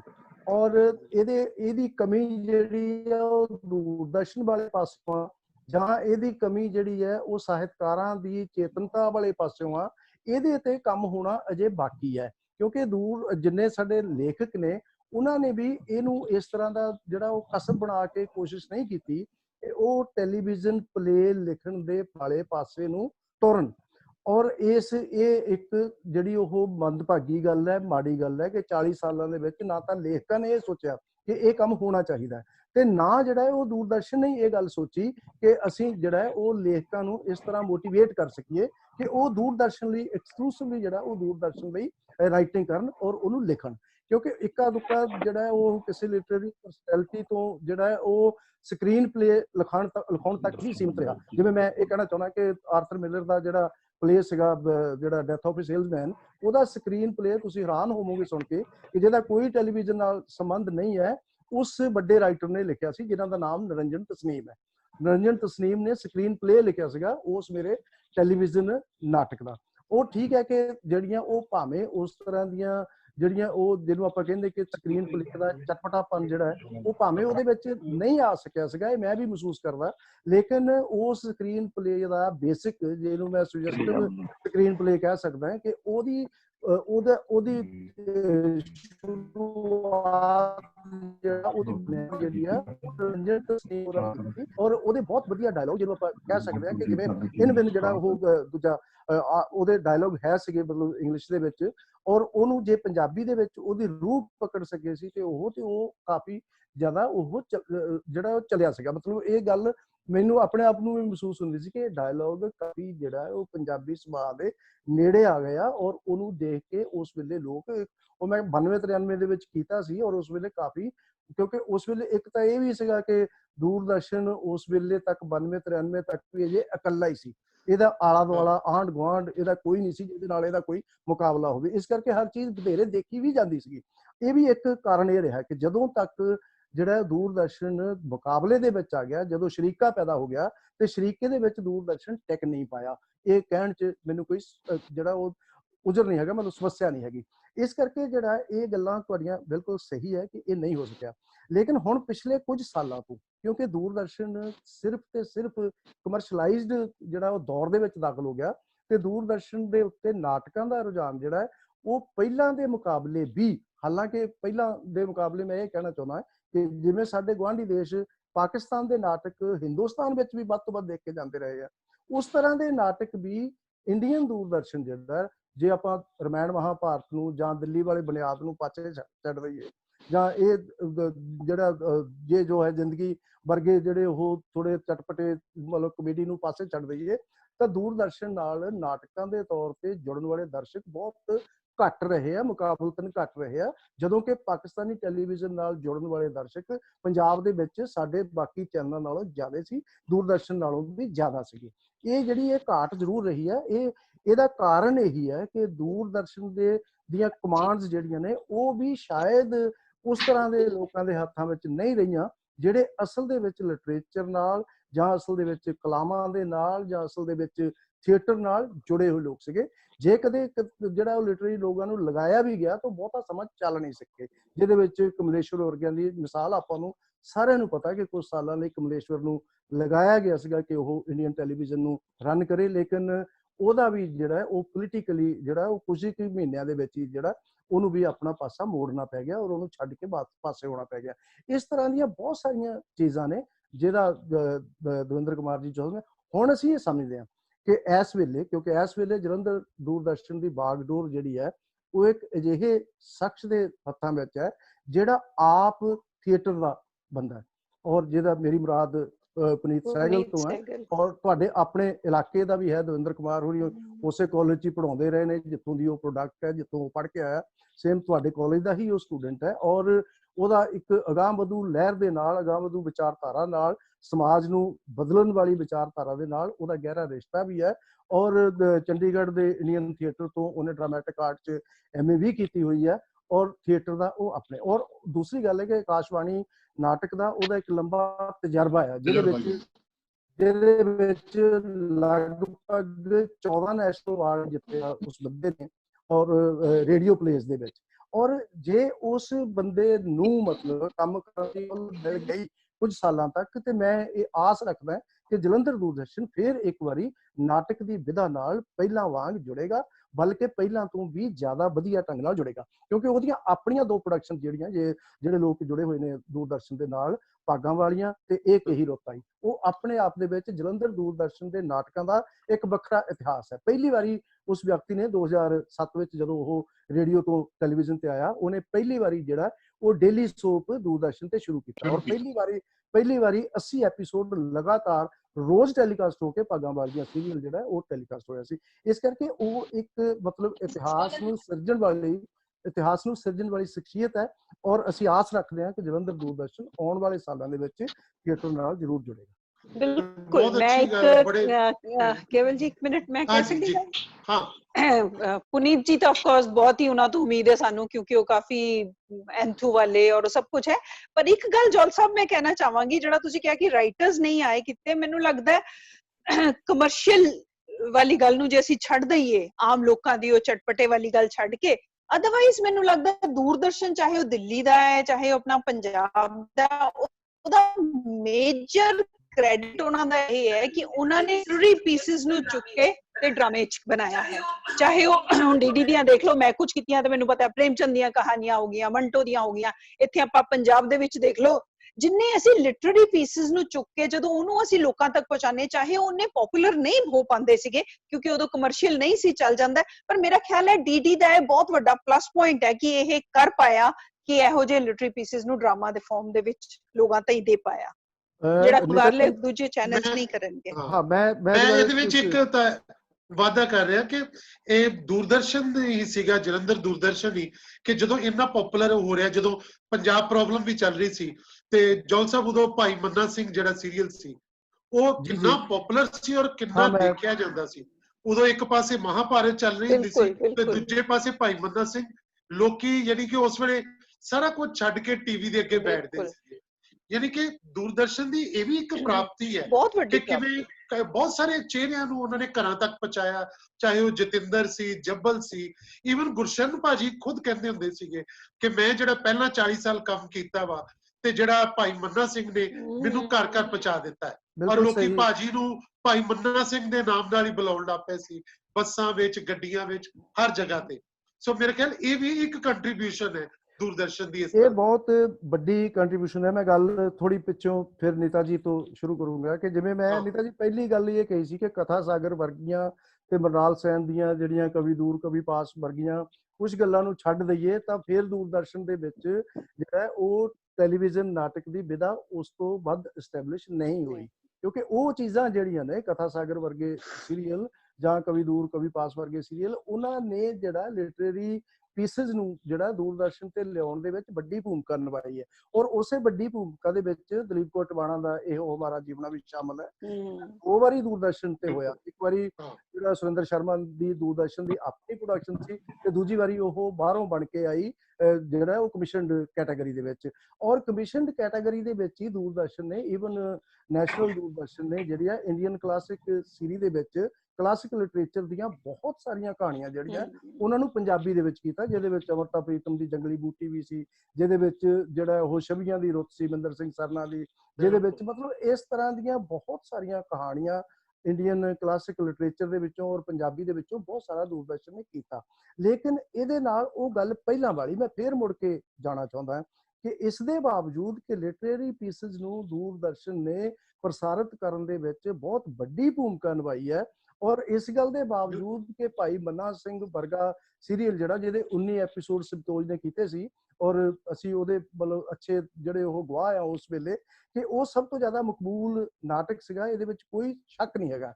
ਲੇਕਿਨ ਅਸਲ ਦੇ ਵਿੱਚ ਇਹ ਹੈ ਕਿ ਜੋ ਸਟੇਜ ਮਤਲਬ ਜਿਵੇਂ ਸਟੇਜ ਦੇ ਉੱਪਰ ਭਾਈ ਮੰਨਾ ਸਿੰਘ, ਗੁਰਸ਼ਨ ਸਿੰਘ ਜੋ ਸਟੇਜ ਤੇ ਕਰਦੇ ਸੀ ਉਹਨੂੰ ਪਿਕਚਰਾਈਜ਼ ਕਰਕੇ ਅਸੀਂ ਦਿਖਾ ਦਿੰਦੇ ਸੀ। ਮੇਰਾ ਪੁਆਇੰਟ ਇਹ ਆ ਜਾਂ ਮਤਲਬ ਆਪਾਂ ਨੂੰ ਇਸ ਗੱਲ ਤੇ ਆਉਣ ਵਾਲੇ ਸਮੇਂ ਦੇ ਵਿੱਚ ਕਨਸੈਂਟਰੇਟ ਕਰਨਾ ਚਾਹੀਦਾ ਹੈ ਕਿ ਜਿਹੜਾ ਥੀਏਟਰ ਹੈ, ਜਿਹੜਾ ਮਤਲਬ ਸਟੇਜ ਹੈ, ਉਹਦੀ ਸਾਰੀ ਦੀ ਸਾਰੀ ਪਾਵਰ ਜਿਹੜੀ ਹੈ ਉਹਨੂੰ ਦੂਰਦਰਸ਼ਨ ਦਾ ਕੈਮਰਾ ਕੈਪਚਰ ਕਰਕੇ ਦਿਖਾ ਦੇਵੇ ਤਾਂ ਇਹਦੇ ਨਾਲ ਟੈਲੀਵਿਜ਼ਨ ਪਲੇ ਦਾ ਮਸਲਾ ਹੱਲ ਨਹੀਂ ਹੋ ਜਾਂਦਾ। ਟੈਲੀਵਿਜ਼ਨ ਪਲੇ ਦਾ ਮਸਲਾ ਤਾਂ ਹੀ ਹੱਲ ਹੋਣਾ ਹੈ ਜੇ ਟੈਲੀਵਿਜ਼ਨ ਪਲੇ ਇੱਕ ਵੱਖਰੀ ਵਿਧਾ ਵਜੋਂ ਐਸਟੈਬਲਿਸ਼ ਹੋਏਗਾ। ਜੇ ਉਹ ਕਿਉਂਕਿ ਜਿਹੜੀ ਮੈਂ ਲਾਊਡਲੀਨੈਸ ਤੋਂ ਜਿਹੜਾ ਉਹ ਧੀਮੀ ਸੁਰ ਦੀ ਗੱਲ ਕੀਤੀ ਸੀ, ਉਹ ਭਾਈ ਮੰਨਾ ਸਿੰਘ ਆਪਣੀ ਲਾਊਡਲੀਨੈਸ ਕਰਕੇ ਹੀ ਜਾਣਿਆ ਜਾਂਦਾ ਸੀ, ਕਿਉਂਕਿ ਉਹ ਸਟੇਜ ਤੇ ਵੀ ਸੀ, ਉਹਦੀ ਪਪੂਲੈਰਿਟੀ ਵੀ ਸੀ, ਤੇ ਦੂਰਦਰਸ਼ਨ ਦੇ ਦਰਸ਼ਕਾਂ ਨੂੰ ਜਿਹੜਾ ਉਹ ਟੈਲੀਵਿਜ਼ਨ ਪਲੇ ਦੇਖਣ ਦੀ ਆਦਤ ਅੱਜ ਤੱਕ ਵੀ ਨਹੀਂ ਪਈ। ਇਹ ਮੇਰਾ ਪੁਆਇੰਟ ਇਹ ਹੈ ਕਿ ਇਹ ਅਸਲ ਦੇ ਵਿੱਚ ਪੈਣੀ ਚਾਹੀਦੀ ਹੈ। ਇਹ ਇੱਕ ਅਲੱਗ ਤਰ੍ਹਾਂ ਦੀ ਵਿਧਾ ਐਸਟੈਬਲਿਸ਼ ਹੋਣੀ ਚਾਹੀਦੀ ਹੈ ਜਿਹਦਾ ਸਕਰੀਨ ਨਾਲੋਂ ਫਰਕ ਹੋਵੇ, ਜਿਹਦਾ ਸਟੇਜ ਨਾਲੋਂ ਫਰਕ ਹੋਵੇ। ਸਟੇਜ ਤੇ ਸਕਰੀਨ ਦਾ ਜ਼ਮੀਨ ਅੰਤਰ ਮਤਲਬ ਜ਼ਮੀਨ ਅਸਮਾਨ ਦਾ ਫਰਕ ਹੈ। ਨੀਤਾ ਜੀ ਇਸ ਗੱਲ ਨੂੰ ਸਮਝਦੇ ਨੇ ਕਿਉਂਕਿ ਇਹ ਥੀਏਟਰ ਤੋਂ ਹੀ ਪਰਦੇ ਤੇ ਗਏ ਨੇ, ਬੇਸ਼ੱਕ ਛੋਟੇ ਪਰਦੇ ਤੋਂ ਅੱਗੇ ਵੱਡੇ ਪਰਦੇ ਤੱਕ ਪਹੁੰਚੇ ਨੇ, ਲੇਕਿਨ ਜਿਹੜਾ ਉਹ ਸਟੇਜ ਨੂੰ ਪਰਦੇ ਤੱਕ ਲੈ ਜਾਣ ਦੇ ਵਿੱਚ ਇੱਕ ਤਰ੍ਹਾਂ ਨਾਲ ਉਹਦੀ ਸਾਰੀ ਦੀ ਸਾਰੀ ਕਾਇਆ ਬਦਲ ਜਾਂਦੀ ਹੈ। ਇਸ ਗੱਲ ਨੂੰ ਸਮਝਣਾ ਬਹੁਤ ਜ਼ਰੂਰੀ ਹੈ। ਅਮਨ ਸਾਹਿਬ ਕੁਝ ਪੁੱਛਣਾ ਚਾਹ ਰਹੇ ਹਨ? ਹਾਂਜੀ ਹਾਂਜੀ। ਮੈਂ ਇਹ ਜਾਣਨਾ ਚਾਹੁੰਦਾ ਕਿ ਨਾਟਕ ਦੀ ਜਿਹੜੀ ਫਾਰਮ ਹੈ ਲਿਖਣ ਦੀ ਉਹ ਬਿਲਕੁਲ ਡਿਫਰੈਂਟ ਹੁੰਦੀ ਹੈ ਸਟੇਜ ਨੂੰ ਮੁੱਖ ਰੱਖ ਕੇ। ਸਕਰੀਨ ਜਿਹੜੀ ਹੁੰਦੀ ਹੈ, ਸਕਰੀਨ ਜਿਹਨੂੰ ਅਸੀਂ ਸਕਰੀਨ ਪਲੇ ਕਹਿੰਦੇ ਜਾਂ ਜਿਹਨੂੰ ਅਸੀਂ ਕਹਿੰਦੇ ਹਾਂ ਕਿ ਫਿਲਮ ਲਈ, ਉਹ ਬਿਲਕੁਲ ਡਿਫਰੈਂਟ ਹੁੰਦੀ ਹੈ। ਮੈਂ ਇਹ ਪੁੱਛਣਾ ਚਾਹੁੰਦਾ ਕਿ ਜਦੋਂ ਅਸੀਂ ਟੈਲੀਵਿਜ਼ਨ ਦੇ ਉੱਪਰ ਨਾਟਕ ਕਰਦੇ ਹਾਂ ਜਾਂ ਕੁਛ ਕਰਦੇ ਹਾਂ ਤਾਂ ਕੀ ਉਹਦੀ ਜਿਹੜੀ ਸਕ੍ਰਿਪਟ ਹੈ ਕਿ ਉਹਦੀ ਕੋਈ ਹੋਰ ਵੱਖਰੀ ਕਿਸਮ ਦੀ ਫਾਰਮ ਹੁੰਦੀ ਹੈ? ਮੇਰਾ ਸਵਾਲ ਸਪਸ਼ਟ ਹੋਇਆ ਕਿ ਨਹੀਂ? ਹਾਂ, ਨਹੀਂ ਸਪਸ਼ਟ ਹੈ ਤੁਹਾਡਾ ਸਵਾਲ। ਉਹਦੀ ਵੱਖਰੀ ਕਿਸਮ ਦੀ ਇਸ ਕਰਕੇ ਇੱਕ ਮਿੰਟ ਨਾਲ ਹੀ ਮੇਰਾ ਕੁਐਸਚਨ ਹੈ ਕਿ ਉਹਨੂੰ ਅਸੀਂ ਕਿਸ ਤਰ੍ਹਾਂ ਕਹਾਂਗੇ ਕਿ ਇਹ ਟੈਲੀਵਿਜ਼ਨ ਪਲੇ ਹੈ? what will be the difference between television play and stage play and screenwriting? हाँ, मैं ਦੱਸਦਾ ਜੀ। ਦੇਖੋ, ਜੇ ਅਸੀਂ ਥੋੜਾ ਜਿਹਾ ਹੋਰ ਪਿੱਛੇ ਚਲੇ ਜਾਈਏ ਤਾਂ ਬਲਵੰਤ ਗਾਰਗੀ ਨੇ ਇੱਕ ਵਿਧਾ ਐਸਟੈਬਲਿਸ਼ ਕੀਤੀ ਸੀ ਰੇਡੀਓ ਨਾਟਕ ਦੀ, ਜਿਹਦੇ ਚ ਉਹਦਾ ਪੱਤਨ ਦੀ ਬੇੜੀ ਵੀ ਸ਼ਾਮਲ ਹੈ। ਜੇ ਆਪਾਂ ਸਾਰਿਆਂ ਨੇ ਪੜ੍ਹਿਆ ਹੋਵੇਗਾ ਕਿ ਪੱਤਨ ਦੀ ਬੇੜੀ ਜਿਹੜਾ ਉਹ ਬਲਵੰਤ ਗਾਰਗੀ ਨੇ ਰੇਡੀਓ ਪਲੇ ਕਰਕੇ ਲਿਖਿਆ, ਔਰ ਉਹਦੇ ਬਹੁਤ ਸਾਰੇ ਹੋਰ ਨਾਟਕ ਨੇ ਜਿਹੜੇ ਉਹਨੇ ਰੇਡੀਓ ਪਲੇ ਦੇ ਟਾਈਟਲ ਥੱਲੇ ਲਿਖੇ। ਇਸੇ ਤਰ੍ਹਾਂ ਹੀ ਜਿਹੜਾ ਉਹ ਜਦੋਂ ਦੁੱਗਲ ਸਾਹਿਬ ਜਿਹੜਾ ਉਹ ਰੇਡੀਓ ਤੇ ਡਾਇਰੈਕਟਰ ਸੀਗੇ, ਉਹਨਾਂ ਨੇ ਬਹੁਤ ਸਾਰੇ ਪਲੇ ਇਸ ਤਰ੍ਹਾਂ ਲਿਖਵਾਏ। ਉਹਦੇ ਵਿੱਚ ਸੁਰਜੀਤ ਸਿੰਘ ਸੇਠੀ ਵੀ ਸ਼ਾਮਲ ਹੈ ਜਿਨ੍ਹਾਂ ਨੇ ਰੇਡੀਓ ਨੂੰ ਧਿਆਨ ਵਿੱਚ ਰੱਖ ਕੇ ਕੁਝ ਪਲੇ ਲਿਖੇ। ਔਰ ਇਸੇ ਤਰ੍ਹਾਂ ਜਦੋਂ ਰੇਡੀਓ ਜਿਹੜਾ ਹੈ ਕਨਵਰਟ ਹੁੰਦਾ ਟੈਲੀਵਿਜ਼ਨ ਦੇ ਵਿੱਚ, ਜਦੋਂ ਆਡੀਓ ਜਿਹੜਾ ਵਿਜ਼ੂਅਲ ਦੇ ਵਿੱਚ ਕਨਵਰਟ ਹੋਇਆ, ਤੇ ਅਸੀਂ ਇਹ ਤਵੱਕੋ ਰੱਖਦੇ ਹਾਂ ਕਿ ਉਸੇ ਤਰ੍ਹਾਂ ਜਿਹੜਾ ਹੈ ਉਹ ਨਾਟਕ ਦੇ ਵਿੱਚ ਉਸੇ ਤਰ੍ਹਾਂ ਤਬਦੀਲੀ ਆਵੇ। ਉਹਦੇ ਵਿੱਚ ਫਰਕ ਕੀ ਹੁੰਦਾ? ਦਮਨ ਸਾਹਿਬ ਦਾ ਸਵਾਲ ਬਹੁਤ ਵੈਲਿਡ ਹੈ ਕਿ ਇਹਦੇ ਵਿੱਚ ਫਰਕ ਲਿਖਣ ਦੇ ਵਿੱਚ ਕੀ ਫਰਕ ਹੈ। ਲਿਖਣ ਦੇ ਵਿੱਚ ਫਰਕ ਜਿਹੜਾ ਹੈ ਉਹਦੇ ਵਿੱਚ ਇਹ ਹੋ ਜਾਂਦਾ ਹੈ ਕਿ ਜਿਵੇਂ ਸਟੇਜ ਜਿਹੜੀ ਹੈ ਉਹ ਲੰਬੇ ਡਾਇਲੌਗਸ ਦੀ ਸਟੇਜ ਹੈ, ਸਟੇਜ ਜਿਹੜੀ ਹੈ ਉਹ ਛੋਟੇ ਡਾਇਲੌਗ ਦੀ ਸਟੇਜ ਨਹੀਂ ਹੈਗੀ। ਸਟੇਜ ਜਿਹੜੀ ਹੈ ਉਹ ਜਿਹੜਾ ਉਹ ਦੂਸਰੇ ਦੇ ਕਲੋਜ਼ ਅਪ ਦਾ, ਉਹਦੇ ਰਿਐਕਸ਼ਨ ਦੀ ਵੇਟ ਨਹੀਂ ਕਰਦੀ। ਦੂਸਰੇ ਦਾ ਰਿਐਕਸ਼ਨ ਜਿਹੜਾ ਉਹ ਅਲੱਗ ਤੌਰ ਤੇ ਇਕੱਲੇ ਤੌਰ ਤੇ ਸਟੇਜ ਤੇ ਨਹੀਂ ਆਉਣਾ। ਉਹ ਜਿੰਨੇ 4-5 ਤੁਹਾਡੇ ਬੰਦੇ ਖੜੇ ਨੇ ਉਸ ਵੇਲੇ ਸਟੇਜ ਉੱਪਰ, ਜਾਂ 4 ਐਕਟਰ ਖੜੇ, 2 ਐਕਟਰ ਖੜੇ, 1 ਐਕਟਰ ਖੜਾ, ਉਹ ਇੱਕੋ ਵੇਲੇ ਜਿਹੜਾ ਉਹ ਸਾਰਿਆਂ ਨੂੰ ਦਿਸ ਰਹੇ ਆ। ਉਹ ਇੱਕੋ ਵੇਲੇ ਇੱਕ ਸਕਰੀਨ ਹੈ। ਜਦੋਂ ਕਿ ਟੈਲੀਵਿਜ਼ਨ ਪਲੇ ਜਦੋਂ ਲਿਖਿਆ ਜਾਣਾ ਹੈ ਉਹਦੇ ਉੱਪਰ 4 ਬੰਦਿਆਂ ਦਾ ਇੱਕੋ ਤਰ੍ਹਾਂ ਦਾ ਐਕਸਪ੍ਰੈਸ਼ਨ ਜਿਹੜਾ ਉਹ ਨਹੀਂ ਲਿਖਿਆ ਜਾਣਾ। ਉਹਨੂੰ ਜਿਹੜਾ ਜਿਸ ਬੰਦੇ ਨੇ ਡਾਇਲੌਗ ਬੋਲਿਆ ਉਹਦਾ ਦੂਸਰੇ ਤੇ ਕੀ ਰਿਐਕਸ਼ਨ ਹੋਇਆ, ਤੀਸਰੇ ਤੇ ਕੀ ਰਿਐਕਸ਼ਨ ਹੋਇਆ, ਇਹ ਸੁਜੈਸ਼ਨ ਵੀ ਉਸੇ ਸਕ੍ਰਿਪਟ ਦੇ ਵਿੱਚ ਆਉਣੇ ਆ। ਜੇ ਅਸੀਂ ਜਦੋਂ ਅਸੀਂ ਦੂਸਰੀ ਗੱਲ ਹੈ ਕਿ ਜਦੋਂ ਅਸੀਂ ਨਾਵਲ ਦੀ ਜਾਂ ਹੋਰ ਚੀਜ਼ ਦੀ ਗੱਲ ਕਰਦੇ ਹਾਂ ਕਿ ਇਹ ਲਿਖਣਾ ਜਾਂ ਮਤਲਬ ਕਹਿਣਾ ਬਹੁਤ ਸੌਖਾ ਹੈ ਕਿ ਉਹਨੇ ਇਸ ਤਰ੍ਹਾਂ ਕਰ ਦਿੱਤਾ, ਇਸ ਤਰ੍ਹਾਂ ਕਰ ਦਿੱਤਾ। ਜਿਵੇਂ ਅਸੀਂ ਇਹ ਆਰਾਮ ਨਾਲ ਕਹਿ ਸਕਦੇ ਹਾਂ ਕਿ ਜਿਹੜਾ ਉਹ ਉਸ ਵੇਲੇ ਜਿਹੜਾ ਆਲੇ ਦੁਆਲੇ ਫਸਲਾਂ ਲਹਿਰਾ ਰਹੀਆਂ ਸਨ, ਜਦੋਂ ਕਿ ਟੈਲੀਵਿਜ਼ਨ ਤੇ ਤੁਸੀਂ ਇਹ ਡਾਇਲੌਗ ਨਹੀਂ ਲਿਖ ਸਕੋਗੇ। ਜੇ ਲਿਖ ਸਕੋਗੇ ਤਾਂ ਫਿਰ ਤੁਹਾਨੂੰ ਕਿਤੇ ਦਾ ਕਿਤੇ ਪਹੁੰਚਣਾ ਪਏਗਾ, ਜਦੋਂ ਵਿਜ਼ੂਅਲਾਈਜ਼ ਕਰਨਾ ਪਏਗਾ। ਰਾਈਟ। ਇਹਦਾ ਮਤਲਬ ਹੋਇਆ, ਇਹਦਾ ਜੌਲ sahib thank you very much, ਇਹਦਾ ਮਤਲਬ ਹੋਇਆ ਕਿ ਜਿਹੜੀ ਟੈਲੀਵਿਜ਼ਨ ਪਲੇ ਹੈ ਇਹ ਵੀ ਫਿਲਮ ਰਾਈਟਿੰਗ ਦੇ ਨੇੜੇ ਤੇੜੇ ਹੀ ਹੈ, ਮਤਲਬ ਕਿ ਫਿਲਮ ਵਾਂਗੂ ਹੈ। हाँ बिल्कुल नेड़े तेड़े है, लेकिन हाँ लेकिन ਇਹਦਾ ਫਰਕ ਇੰਨਾ ਹੈ ਕਿ ਇਹ ਛੋਟਾ ਸਕਰੀਨ ਹੈ। ਛੋਟੇ ਸਕਰੀਨ ਦਾ ਵੀ ਆਪਣੇ ਆਪ ਚ ਇੱਕ ਮਹੱਤਵ ਹੈ ਕਿ ਛੋਟਾ ਸਕਰੀਨ ਜਿਹੜਾ ਹੈ ਉਹ ਓਡਾ ਵੱਡਾ ਸਿਨੈਰੀਓ ਨਹੀਂ ਸਿਰਜ ਸਕਦਾ ਜਿੱਡਾ ਫਿਲਮ ਸਿਰਜਦੀ ਹੈ। ਰਾਈਟ ਸਮਝ ਗਿਆ। ਇਹ ਬਲੈਂਡਿੰਗ ਹੈ, ਇੱਕ ਤਰ੍ਹਾਂ ਦੀ ਬਲੈਂਡਿੰਗ ਹੋਗੀ ਸਟੇਜ ਪਲੇ ਦੀ ਔਰ ਸਕਰੀਨ ਪਲੇ ਦੀ ਬਲੈਂਡਿੰਗ ਹੋਗੀ, ਮਤਲਬ ਇੱਕ ਤਰ੍ਹਾਂ ਨਾਲ ਇਹ ਟੈਲੀਵਿਜ਼ਨ ਪਲੇ। ਕਿਉਂਕਿ ਅਸਲ ਦੇ ਵਿੱਚ ਕੀ ਹੈ ਕਿ ਜਿਹੜਾ ਸਟੇਜ ਤੋਂ ਇੱਕਦਮ, ਜਿਵੇਂ ਮਤਲਬ ਤੁਸੀਂ ਲੌਂਗ ਦਾ ਲਸ਼ਕਾਰਾ ਲੈ ਲਓ ਕਿ ਉਹ ਸਟੇਜ ਤੋਂ ਇੱਕਦਮ ਵੱਡੇ ਸਕਰੀਨ ਤੇ ਪਹੁੰਚਿਆ, ਮਤਲਬ ਵੱਡੀ ਸਕਰੀਨ ਤੇ ਉਹਨੇ ਫਿਲਮ ਬਣਾ ਦਿੱਤੀ, ਮਤਲਬ ਜਾਂ ਮਤਲਬ ਹੋਰ ਬਹੁਤ ਸਾਰੇ ਨਾਟਕ ਜਿਹੜੇ ਪਹਿਲਾਂ ਮੈਂ ਲੌਂਗ ਦਾ ਲਸ਼ਕਾਰਾ ਇਸ ਕਰਕੇ ਕਿਹਾ ਕਿ ਉਹ ਪਹਿਲਾਂ ਸਟੇਜ ਤੇ ਬਹੁਤ ਸਾਰਾ ਖੇਡਿਆ ਗਿਆ, ਉਹਨੂੰ ਥੋੜੀ ਬਹੁਤੀ ਚੇਂਜਸ ਕਰਕੇ ਤੁਸੀਂ ਉਹਨੂੰ ਵੱਡੇ ਪਰਦੇ ਤੇ ਲੈ ਗਏ। ਲੇਕਿਨ ਵੱਡੇ ਪਰਦੇ ਤੋਂ ਸਟੇਜ ਦੇ ਵਿਚਕਾਰ ਟੈਲੀਵਿਜ਼ਨ ਬਾਅਦ ਵਿੱਚ ਆਉਂਦਾ, ਲੇਕਿਨ ਇਹ ਵਿਚਕਾਰ ਆ ਕੇ ਖੜਾ ਹੁੰਦਾ ਕਿ ਦੋ ਪਹਿਲਾਂ ਵੱਡੇ ਦਿੱਗਜ ਖੜੇ ਆ, ਮਤਲਬ ਸਟੇਜ ਖੜੀ ਆ ਤੁਹਾਡੇ ਸਾਹਮਣੇ ਇੱਕ ਵੱਡਾ ਦਿੱਗਜ, ਔਰ ਉਸ ਦੇ ਨਾਲ ਪੈਰਲਲ ਖੜਾ ਹੋ ਗਿਆ ਆ ਕੇ ਤੁਹਾਡਾ ਵੱਡਾ ਦਿੱਗਜ ਜਿਹੜਾ ਉਹ ਜਿਹੜਾ ਸਿਨੇਮਾ ਖੜਾ ਹੋ ਗਿਆ। ਮਤਲਬ ਜਾਂ ਉਹਨੂੰ ਵਾਈਸ ਵਰਸਾ ਇੱਧਰ ਉੱਧਰ ਕਰ ਲਓ, ਕਿਉਂਕਿ ਜੇ ਆਪਾਂ ਰਾਸ ਲੀਲਾ ਤੋਂ ਸ਼ੁਰੂ ਕਰ ਲਈਏ ਤਾਂ ਸਟੇਜ ਸਾਡੇ ਕੋਲ ਪਹਿਲਾਂ ਆ, ਜਾਂ ਕ੍ਰਿਸ਼ਨ ਲੀਲਾ ਤੋਂ ਸ਼ੁਰੂ ਕਰ ਲਈਏ ਜਾਂ ਜਿਹੜਾ ਰਾਮ ਲੀਲਾ ਤੋਂ ਸ਼ੁਰੂ ਕਰ ਲਈਏ ਤੇ ਸਾਡੇ ਕੋਲ ਸਟੇਜ ਪਹਿਲਾਂ ਆ। ਉਹਦੇ ਮੁਕਾਬਲੇ ਤੇ ਤੁਹਾਡਾ ਸਿਨੇਮਾ ਖੜਾ ਹੋ ਗਿਆ ਆ ਕੇ। ਲੇਕਿਨ ਟੈਲੀਵਿਜ਼ਨ ਦਾ ਕੰਮ ਇਹ ਹੈ ਕਿ ਉਹ ਇਹਨਾਂ ਦੋਹਾਂ ਦਿਗਜਾਂ ਦੇ ਵਿੱਚ ਆ ਕੇ ਘੁਸਿਆ। ਜਦੋਂ ਵਿੱਚ ਆ ਕੇ ਘੁਸਿਆ ਤੇ ਇਹਦੀਆਂ ਰਿਕੁਆਇਰਮੈਂਟਸ ਅਲੱਗ ਹੋ ਗਈਆਂ ਤੇ ਉਹ ਉਧਰੋਂ ਥੱਲੇ ਨੂੰ ਖਿੱਚਣਾ ਪੈਂਦਾ ਤੁਹਾਨੂੰ, ਮਤਲਬ ਵੱਡੇ ਪਰਦੇ ਤੋਂ ਥੱਲੇ ਖਿੱਚਣਾ ਪੈਂਦਾ, ਉੱਪਰ ਨੂੰ ਕਰਨਾ ਪੈਂਦਾ, ਅਜੀਬ ਤਰ੍ਹਾਂ ਦਾ ਬਲੈਂਡ ਸਿਰਜਣਾ ਪੈਂਦਾ ਹੈ ਜਿਹਦੇ ਵਿੱਚ ਜਿਹੜਾ ਉਹ ਟੈਲੀਵਿਜ਼ਨ ਪਲੇ ਇੱਕ ਅਲੱਗ ਵਿਧਾ ਵਜੋਂ ਜਿਹਨੂੰ ਮੈਂ ਕਹਿੰਦੇ ਕਿ ਐਸਟੈਬਲਿਸ਼ ਹੋਣਾ ਚਾਹੀਦਾ। ਮੈਂ ਜਿਹੜੀਆਂ ਗੱਲਾਂ ਕਰ ਰਿਹਾ ਮੈਂ ਇਹ ਗੱਲਾਂ ਕਦੇ ਬਹੁਤ ਘੱਟ ਲਿਖੀਆਂ। ਇੱਕ ਪੰਜਾਬੀ ਯੂਨੀਵਰਸਿਟੀ ਦੇ ਇੱਕ ਸੈਮੀਨਾਰ ਤੇ ਮੈਂ ਗੱਲਾਂ ਕੁਝ ਦੇਰ ਪਹਿਲਾਂ ਕਹੀਆਂ ਸੀ, ਉਦੋਂ ਵਧੀਆ ਨਵੀਆਂ ਲੱਗਦੀਆਂ ਸੀ ਉਹਨਾਂ ਨੂੰ ਕਿ ਕੀ ਕਹੀ ਜਾਂਦਾ। ਲੇਕਿਨ ਗੱਲ ਮੈਂ ਹੁਣ ਵੀ ਇਹੀ ਮਹਿਸੂਸ ਕਰਦਾ ਫਿਰ ਕਈ ਸਾਲਾਂ ਬਾਅਦ ਕਿ ਅਸਲ ਦੇ ਵਿੱਚ ਇਹਨਾਂ ਵਿਚਕਾਰ, ਇਹਨਾਂ ਦੋਹਾਂ ਦਿਗਜਾਂ ਦੇ ਵਿਚਕਾਰ ਜਿਹੜਾ ਟੈਲੀਵਿਜ਼ਨ ਪਲੇ ਆ, ਔਰ ਖਾਸ ਤੌਰ ਤੇ ਪੰਜਾਬੀ ਟੈਲੀਵਿਜ਼ਨ ਪਲੇ, ਉਹਨੇ ਅਜੇ ਵਿਕਸਿਤ ਹੋਣਾ, ਉਹ ਹੋ ਨਹੀਂ ਰਿਹਾ। ਇਹ ਬਿਲਕੁਲ ਡਾਕਟਰ ਸਾਹਿਬ ਸਿੰਘ ਕੁਝ ਕਹਿਣਾ ਚਾਹ ਰਹੇ। ਸਾਹਿਬ ਸਿੰਘ तो अपना माइक ऑन कर लो।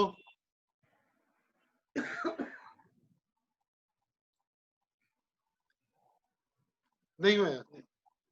हाँ जी साहब सिंह हो गई हाँ जी। हाँ जौल साहब मैंने पता जौल साहब मैंने दिस नहीं रहे, मैं इस करके सवाल ठीक नहीं आना मेरा। ਹੁਣ ਤੁਸੀਂ ਦਿਸ ਰਹੇ ਜੌਲ ਸਾਹਿਬ ਮੇਰਾ ਸਵਾਲ ਇਹ ਹੈਗਾ ਕਿ ਇੱਕ ਤਾਂ ਚੀਜ਼ ਤੁਸੀਂ ਬਹੁਤ ਬਿਹਤਰ ਸਪਸ਼ਟ ਕਰ ਦਿੱਤੀ ਕਿ ਇੱਕ ਵੱਡਾ ਕੈਨਵਸ ਹੈ ਸਿਨੇਮਾ ਦਾ, ਟੀਵੀ ਦਾ ਛੋਟਾ, ਉਹਦੇ ਚ ਜ਼ਿਆਦਾ ਰਿਐਕਸ਼ਨ, ਜ਼ਿਆਦਾ ਕਲੋਜ਼ ਚਾਹੀਦਾ ਕਿ ਚਿਹਰਾ ਨੇੜਿਓਂ ਦੇਖਣ ਦੀ ਇੱਕ ਹੁੰਦੀ ਉਤਸੁਕਤਾ ਦਰਸ਼ਕ ਦੀ ਵਾਰ-ਵਾਰ। ਇੱਕ ਹੈ ਕਿ ਦੂਰਦਰਸ਼ਨ ਦਾ, ਕਿਉਂਕਿ ਤੁਹਾਡਾ ਬਹੁਤ ਵੱਡਾ ਐਕਸਪੀਰੀਅੰਸ ਹੈ, ਇਹ ਕੀ ਕਾਰਨ ਹੋਇਆ ਕਿ ਦੂਰਦਰਸ਼ਨ ਜਦੋਂ ਤਾਂ ਓਰੀਜਨਲ ਲੋਕੇਸ਼ਨ ਤੇ ਜਾਂਦਾ ਹੈ ਜਾਂ ਕੋਈ ਵੀ ਜਦੋਂ ਕਿਸੇ ਪਲੇ ਨੂੰ ਲੈ ਕੇ, ਕਿਸੇ ਕਹਾਣੀ ਨੂੰ ਲੈ ਕੇ, ਤਾਂ ਨੈਚੁਰਲੀ ਉਹਦਾ ਰੰਗ ਵੱਜਦਾ ਕਿ ਇੱਕ ਓਰੀਜਨਲ ਖੇਤਾਂ ਦੇ ਵਿੱਚ ਜਾਂ ਓਰੀਜਨਲ ਘਰਾਂ ਦੇ ਵਿੱਚ, ਓਰੀਜਨਲ ਹਵੇਲੀਆਂ, ਓਰੀਜਨਲ ਸੜਕਾਂ ਗਲੀਆਂ ਦੇ ਵਿੱਚ ਜਦੋਂ ਜਾਂਦਾ ਤੇ ਉਹ ਬਹੁਤ ਕਮਾਲ ਦਾ। ਇਹ ਹਮਾਰਾ ਜੀਵਨਾ ਜਾਂ ਹੋਰ ਨਾਟਕ ਜਿਹੜੇ ਤੁਸੀਂ ਹੋਰ ਬਹੁਤ ਹੋਏ, ਪਰ ਕੀ ਕਾਰਨ ਹੋਇਆ ਕਿ ਹੌਲੀ ਹੌਲੀ ਦੂਰਦਰਸ਼ਨ ਸਟੂਡੀਓ ਚ ਸਿਮਟਦਾ ਗਿਆ ਤੇ ਜਦੋਂ ਅਸੀਂ ਦੂਰਦਰਸ਼ਨ ਦੇ ਨਾਟਕ ਦੇਖਣ ਲੱਗੇ ਤਾਂ ਉਹੀ ਦਰਵਾਜ਼ੇ, ਉਹੀ ਖਿੜਕੀਆਂ, ਉਹੀ ਕੰਧਾਂ, ਤੋਂ ਇੱਕਦਮ ਪਤਾ ਲੱਗਦਾ ਸੀ ਵੀ ਇਹ ਓਪਰਾ ਹੈ ਸਾਰਾ ਕੁਝ।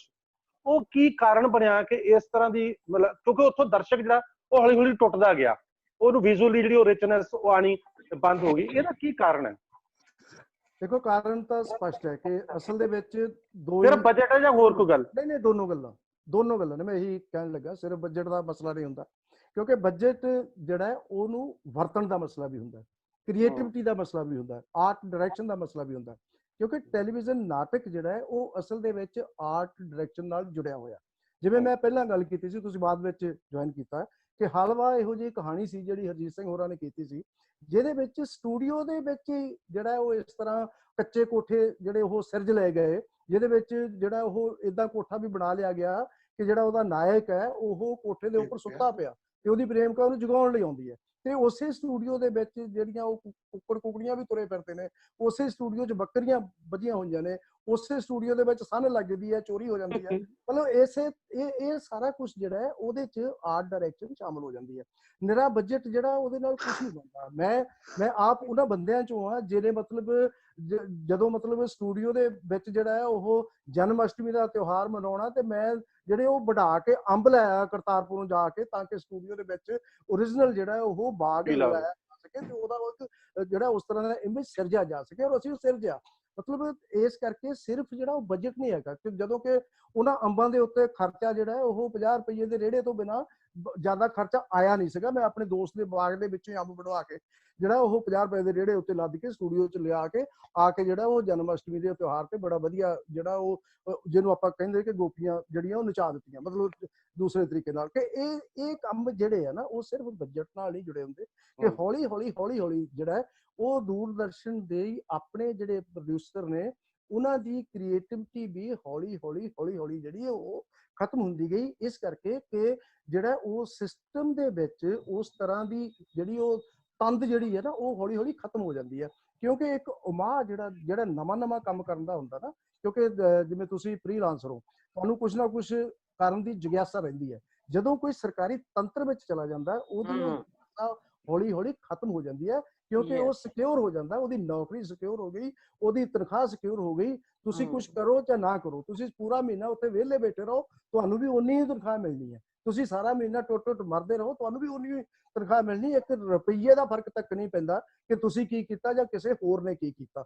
ਇਹ ਜਿਹੜਾ ਸਿਸਟਮ ਹੈ ਇਹ ਤੁਹਾਨੂੰ ਹੌਲੀ ਹੌਲੀ ਲਥਾਰਜਿਕ ਕਰ ਦਿੰਦਾ। ਜਦੋਂ ਤੁਹਾਨੂੰ ਹੌਲੀ ਹੌਲੀ ਲਥਾਰਜਿਕ ਕਰ ਦਿੰਦਾ ਤਾਂ ਤੁਹਾਨੂੰ ਕੰਮ ਕਰਨ ਦੀ ਆਦਤ ਖਤਮ ਹੋ ਜਾਂਦੀ ਹੈ। ਆਦਤ ਖਤਮ ਹੋਣ ਨਾਲ ਫਿਰ ਉਹੀ ਦਰਵਾਜ਼ਾ ਚੱਕ ਕੇ ਉੱਥੇ ਖੜਾ ਕਰਕੇ ਟਾਈਮ ਸਾਰ ਲਿਆ ਜਾਂਦਾ, ਬਜਾਏ ਇਹਦੇ ਕਿ ਕਿਸੇ ਨਵੇਂ ਤਰੀਕੇ ਨਾਲ ਉਹਨੂੰ ਵਿਉਂਤ ਲਿਆ ਜਾਵੇ। ਕਿਉਂਕਿ ਵਿਉਂਤਬੰਦੀ ਜਿਹੜੀ ਹੈ ਉਹਦਾ ਅਭਾਵ ਪੈਦਾ ਹੋ ਜਾਂਦਾ। ਕ੍ਰੀਏਟਿਵਿਟੀ ਹੌਲੀ ਹੌਲੀ, ਉਹ ਕ੍ਰੀਏਟਿਵਿਟੀ ਕੀ ਆਪਾਂ ਸਾਰੇ ਜਾਣਦੇ ਹਾਂ, ਕ੍ਰੀਏਟਿਵਿਟੀ ਇੱਕ ਕੰਟੀਨਿਊਟੀ ਵੀ ਹੈ। ਜੇ ਤੁਸੀਂ ਲਗਾਤਾਰ ਕੁਝ ਕਰਦੇ ਜਾਓਗੇ ਤਾਂ ਤੁਹਾਡਾ ਦਿਮਾਗ ਉਸ ਪਾਸੇ ਨੂੰ ਅੱਗੇ ਵੱਧਦਾ ਜਾਏਗਾ। ਜੇ ਤੁਸੀਂ ਉਹਨੂੰ ਛੱਡਦੇ ਜਾਓਗੇ ਤੇ ਹੌਲੀ ਹੌਲੀ ਲਥਾਰਜਿਕ ਹੋ ਜਾਓਗੇ, ਡਲਨੈਸ ਜਿਹੜਾ ਤੁਹਾਡੇ ਚ ਆਉਂਦੀ ਜਾਏਗੀ, ਫਿਰ ਤੁਹਾਨੂੰ ਲੱਗਣ ਲੱਗ ਜਾਂਦਾ ਕੰਮ ਏਦਾਂ ਚੱਲ ਰਿਹਾ ਤਾਂ ਕੀ ਲੋੜ ਹੈ ਕੁਝ ਕਰਨ ਦੀ। ਇਹ ਕੰਮ ਇਹ ਭਾਰੂ ਹੋ ਗਿਆ ਦੂਰਦਰਸ਼ਨ ਦੇ ਉੱਤੇ ਵੀ। ਇਸ ਕਰਕੇ ਸਾਹਿਬ ਸਿੰਘ ਜੀ ਦੋਨੋਂ ਗੱਲਾਂ ਨੇ। ਬਜਟ ਹੌਲੀ ਹੌਲੀ ਜਿਹੜਾ ਕਮਰਸ਼ਲਾਈਜੇਸ਼ਨ ਹੋ ਗਈ, ਬਜਟ ਆ ਨਹੀਂ ਰਿਹਾ ਸੀਗਾ, ਪਰ ਨਾਲ ਹੀ ਜਿਹੜਾ ਲੋਕਾਂ ਨੇ ਜਿਹੜੇ ਸਿਰਫ ਬਜਟ ਵਾਲੀ ਦੇਖਦੇ ਸੀਗੇ ਉਹਨਾਂ ਨੇ ਕੰਮ ਛੱਡ ਦਿੱਤਾ, ਜਿਹੜੇ ਆਪਣੇ ਆਪ ਵੱਲ ਦੇਖਦੇ ਸੀ ਉਹ ਕਰਦੇ ਰਹਿ ਗਏ। ਇਸੇ ਕਰਕੇ ਜਿਹੜਾ ਤੁਸੀਂ ਇੱਕ ਖੂਬਸੂਰਤ ਐਨਾਲਿਸਿਸ ਸਾਨੂੰ ਦਿੱਤਾ ਹੈ ਕਿ ਇੱਕ ਸਟੇਜ ਪਲੇ ਤੇ ਟੀਵੀ ਪਲੇ 'ਚ ਕੀ ਫਰਕ ਹੋਣਾ ਚਾਹੀਦਾ, ਉਹ ਫਰਕ ਹੌਲੀ ਹੌਲੀ ਖਤਮ ਹੁੰਦਾ ਗਿਆ। ਬਿਲਕੁਲ ਟੀਵੀ ਪਲੇ ਦੀ ਮਹਿਸੂਸ ਨਹੀਂ ਹੋਣਾ ਸ਼ੁਰੂ ਹੈ ਕਿ ਟੀਵੀ ਪਲੇ ਹੈ, ਐਂ ਲੱਗਾ ਵੀ ਸਟੇਜ ਹੀ ਹੋ ਰਿਹਾ ਕੁਝ। ਬਿਲਕੁਲ ਸਹੀ ਗੱਲ ਹੈ। ਮੈਂ ਸਮਝਦਾ 3-4 ਚੀਜ਼ਾਂ ਜਿਹੜੀਆਂ ਜੌਨ ਸਾਹਿਬ ਨੇ ਇੱਕ ਛੋਟਾ ਜਿਹਾ ਵਾਕਿਆ ਸੁਣਨਾ ਤੇ ਅਸੀਂ ਜਿਹੜਾ ਨਾ ਉਹ ਹੋਰੀ ਪਲੇ ਕਰ ਰਹੇ ਸੀ, ਮੈਂ ਉਹਨਾਂ ਦੇ ਨਾਲ ਸੀ ਤੇ ਅਸੀਂ ਇੱਕ ਪਲੇ ਸੀਗਾ ਉਹ ਲੈਟਰ ਪੈਡ, ਅਮਰੀਕ ਗਿੱਲ ਨੇ ਉਹਦਾ ਪਲੇ ਲਿਖਿਆ ਸੀ, ਸ਼ਾਇਦ ਉਹ ਗੁਰਚਰਨ ਸਿੰਘ ਜਸੂਜਾ ਦੀ ਕਹਾਣੀ ਤੇ ਸੀਗਾ ਜਾਂ ਉਹਦੇ ਨਾਟਕ ਤੇ ਸੀਗਾ, ਅਸੀਂ ਉਹਨੂੰ ਰੀਡ ਕਰ ਰਹੇ ਸੀ। ਤੇ ਉਹ ਜਦੋਂ ਅਸੀਂ ਕਰ ਰਹੇ ਸੀਗੇ ਪਲੇ, ਮੈਂ ਛੋਟਾ ਜਿਹਾ ਵਾਕਿਆ ਸੁਣਾਉਂਦਾ ਕਿ ਅਸੀਂ ਉਸ ਹੁੰਦੀ ਸੀ ਨਾਨ ਲੀਨੀਅਰ ਨਹੀਂ ਹੁੰਦੀ ਸੀ। ਅਸੀਂ ਬੜੀ ਮੁਸ਼ਕਿਲ ਨਾਲ 12 ਮਿੰਟ ਦਾ ਪਲੇ ਜੋੜਿਆ, ਸਾਰਾ ਦਿਨ ਲਾ ਕੇ ਮੈਂ ਤੇ ਨਾਲ ਸਾਊਥ ਇੰਡੀਅਨ ਐਡੀਟਰ ਸੀ ਮਿਸਟਰ ਅਰਸੂ, ਤੇ ਉਹ ਜੋੜ ਕੇ ਤੇ ਅਸੀਂ ਘਰ ਚਲੇ ਗਏ ਵੀ ਸਵੇਰੇ ਆ ਕੇ ਅੱਗੋਂ ਜੋੜਾਂਗੇ। ਜਦੋਂ ਸਵੇਰੇ ਅਸੀਂ ਆਏ, ਹਾਲਾਂਕਿ ਉਸੇ ਦਿਨ ਸ਼ਾਮ ਨੂੰ ਟੈਲੀਕਾਸਟ ਸੀ, ਤਾਂ ਹਰਜੀਤ ਸਿੰਘ ਕਹਿਣ ਲੱਗੇ ਨਹੀਂ ਯਾਰ ਇਹ ਗੱਲ ਨਹੀਂ ਬਣੀ, ਇਹਨੂੰ ਨਵੇਂ ਸਿਰੇ ਐਡੀਟਿੰਗ ਕਰੀਏ। ਤੇ ਅਸੀਂ ਉਹ 12 ਮਿੰਟ ਦਾ ਪਲੇ ਦੂਜੇ ਦਿਨ ਸਵੇਰੇ ਆ ਕੇ ਢਾਤਾ ਤੇ ਫਿਰ ਦੁਬਾਰਾ ਤੋਂ ਜਿਹੜਾ ਨਵੇਂ ਸਿਰੇ ਤੋਂ ਸ਼ਾਟ ਲਾਉਣੇ ਸ਼ੁਰੂ ਕੀਤੇ। ਮਤਲਬ ਇੱਕ ਕ੍ਰੀਏਟਿਵਿਟੀ ਦਾ ਜੇ ਰਾਤ ਭਰ ਸੋਚ ਕੇ ਹਰਜੀਤ ਸਿੰਘ ਇਹ ਫੈਸਲਾ ਕਰ ਸਕਦੇ ਆ ਕਿ ਇਹਨੂੰ ਐਜ਼ ਇਟ ਟੈਲੀਕਾਸਟ ਨਹੀਂ ਕਰਨਾ, ਜੋ ਆਪਾਂ ਕੱਲ ਦਾ ਬਣਾਇਆ ਹੋਇਆ ਇਹਨੂੰ ਤੁਸੀਂ ਢਾ ਦਿਓ, ਆਪਾਂ ਨਵੇਂ ਸਿਰੇ ਤੋਂ ਕਰਨਾ। ਤੇ ਹੁਣ ਅੱਜ ਕੱਲ ਜੇ ਕੋਈ ਸਮਝੇ, ਕੋਈ ਟੈਲੀਵਿਜ਼ਨ ਦਾ ਪ੍ਰੋਡਿਊਸਰ, ਡਾਇਰੈਕਟਰ ਜਾਂ ਕੋਈ ਹੋਰ, ਕਿ ਜਿਹਨੇ 12 ਮਿੰਟ ਦੀ ਮਿਹਨਤ ਜਿਹੜੀ ਆ ਉਹ ਇੱਕ ਦਿਹਾੜੀ ਡੇਢ ਦਿਹਾੜੀ ਲਾ ਕੇ ਕੀਤੀ ਆ, ਤੇ ਉਹ ਦੂਜੇ ਦਿਨ ਸਮਝ ਕੇ ਇਹਨੂੰ ਢਾ ਦਿਓ, ਕੋਈ ਗੱਲ ਨਹੀਂ, ਆਪਾਂ ਨਵੇਂ ਸਿਰੇ ਤੋਂ ਸ਼ੁਰੂ ਕਰਾਂਗੇ, ਕੋਈ ਨਹੀਂ ਮਿਲੇਗਾ ਤੁਹਾਨੂੰ। ਤਾਂ ਉਹਦੇ ਵਾਸਤੇ ਹਰਜੀਤ ਸਿੰਘ ਨੂੰ ਵੱਖਰੀ ਤਨਖਾਹ ਨਹੀਂ ਮਿਲੀ ਹੋਣੀ ਨਾ? ਬਿਲਕੁਲ ਨਹੀਂ, 1 ਰੁਪਈਆ ਨਹੀਂ। ਮੈਂ ਤਾਂ ਸਾਹਿਬ ਸਿੰਘ ਸ਼ੁਕਰ ਕਰਦਾ ਕਿ ਮੈਂ ਦੂਰਦਰਸ਼ਨ ਤੇ ਨੌਕਰੀ ਨਹੀਂ ਕੀਤੀ। ਤੁਸੀਂ ਹਮੇਸ਼ਾ, ਅਸੀਂ ਭਾਜੀ ਇਨਸਿਕਿਉਰ ਹੀ ਠੀਕ ਹੈ,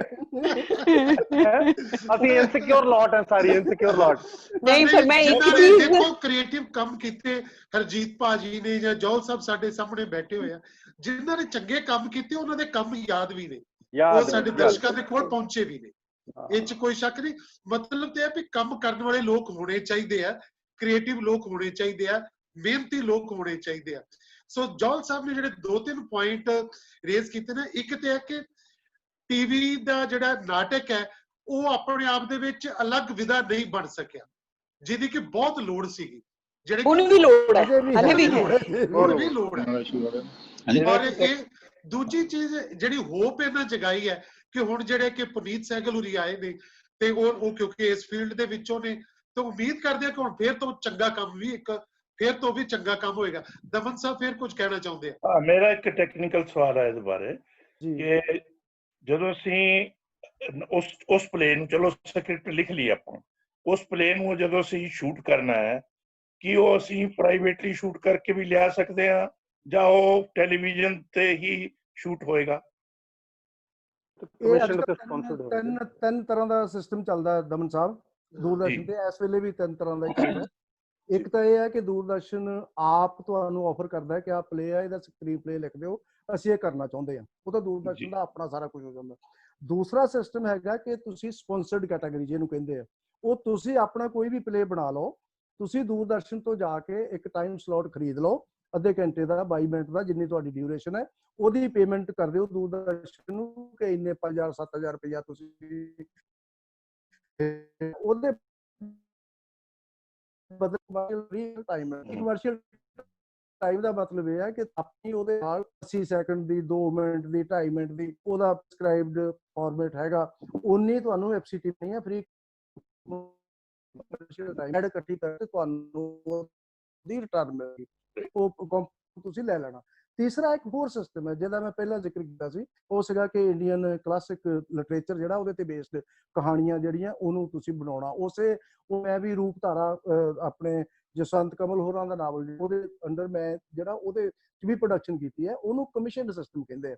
ਉਹਦੇ ਵਿੱਚ ਇਹ ਹੈ ਕਿ ਦੂਰਦਰਸ਼ਨ ਤੁਹਾਨੂੰ ਆਪ ਜਿਹੜਾ ਉਹ ਪ੍ਰਤੀ ਨਾਵਲ ਜਾਂ ਸੀਰੀਅਲ ਪੈਸੇ ਦੇ ਦਿੰਦਾ ਇੱਕ ਐਪੀਸੋਡ ਦੇ ਲਗਭਗ। ਪਹਿਲਾਂ ਤਾਂ ਬਹੁਤ ਜ਼ਿਆਦਾ ਵੀ ਮਿਲ ਜਾਂਦੇ ਸੀ, ਮਤਲਬ ਬਹੁਤ ਜ਼ਿਆਦਾ ਤੋਂ ਮੈਂ ਜੇ ਉੱਥੋਂ ਉੱਪਰੋਂ ਸ਼ੁਰੂ ਕਰਦਾ ਤੇ ਮਹਾਭਾਰਤ ਜਿਹੜਾ ਹੈ ਉਹ ਵੀ ਉਸੇ ਕਮਿਸ਼ਨ ਕੈਟਾਗਰੀ ਚ ਹੋਇਆ ਸੀ, ਤੇ ਉਸ ਵੇਲੇ ਜਿਹੜਾ ਉਹ 88-89 ਦੇ ਵਿੱਚ ਉਹਨੂੰ ਪ੍ਰਤੀ ਐਪੀਸੋਡ 10 ਲੱਖ ਰੁਪਇਆ ਜਿਹੜਾ ਉਹ ਮਿਲਿਆ ਸੀ ਬੀ ਆਰ ਚੋਪੜਾ ਨੂੰ। ਮਤਲਬ ਇਹ ਇੱਕ ਕੈਟਾਗਰੀ, ਇਹ ਅੱਜ ਕੱਲ ਵੀ ਚੱਲਦੀ ਹੈ, ਲੇਕਿਨ ਅੱਜ ਕੱਲ ਜਿਹੜਾ ਹੈ ਉਹ 40-50 ਹਜ਼ਾਰ ਤੋਂ ਲੈ ਕੇ 1 ਲੱਖ 1.5 ਲੱਖ ਤੱਕ ਜਿਹੜਾ ਪਰ ਐਪੀਸੋਡ ਤੁਹਾਨੂੰ ਮਿਲਦਾ, ਕਿਉਂਕਿ ਅੱਜ ਕੱਲ ਜਿਹੜਾ ਉਹ ਜਾਂ ਕਹਿ ਲਓ ਦੂਰਦਰਸ਼ਨ ਕੋਲ ਬਜਟ ਹੈ ਨਹੀਂ, ਜਾਂ ਕਹਿ ਲਓ ਕਿ ਉਹ ਕੁਆਲਿਟੀ ਹੈ ਨਹੀਂ, ਜਾਂ ਕਹਿ ਲਓ ਕਿ ਉਹ ਲੋਕ ਹੈ ਨਹੀਂ ਕਿ ਜਿਹੜੇ ਉਸ ਤਰ੍ਹਾਂ ਉਸ ਵੇਲੇ ਕਰ ਲੈਂਦੇ ਸੀ, ਕਿਉਂਕਿ ਉਸ ਵੇਲੇ ਡੀਜੀ ਆਰ ਵਾਸੂ ਸੀ, ਬੰਗਾਲੀ ਸੀ, ਮਤਲਬ ਉਹ ਸਮਝਦਾ ਸੀ ਕਿ ਦੂਰਦਰਸ਼ਨ ਨੂੰ ਐਸਟੈਬਲਿਸ਼ ਕਰਨਾ ਇੱਕ ਨਵਾਂ ਦੌਰ ਸੀ, ਤੇ ਉਹਨੇ ਮਹਾਭਾਰਤ ਵਗੈਰਾ ਜਾਂ ਇੱਕ ਪਾਲਿਸੀ ਸੀ ਕਿ ਇਸ ਤਰ੍ਹਾਂ ਦੇ ਸੀਰੀਅਲ ਜਿਹੜੇ ਉਹ ਦੂਰਦਰਸ਼ਨ ਤੇ ਕਰਕੇ ਦਰਸ਼ਕਾਂ ਨੂੰ ਜਿਹੜਾ ਇੱਕ ਨਵੀਂ ਤਰ੍ਹਾਂ ਦਾ ਇੱਕ ਸਵਾਦ ਪੈਦਾ ਕਰ ਦਿਓ। ਜੇ ਮੈਂ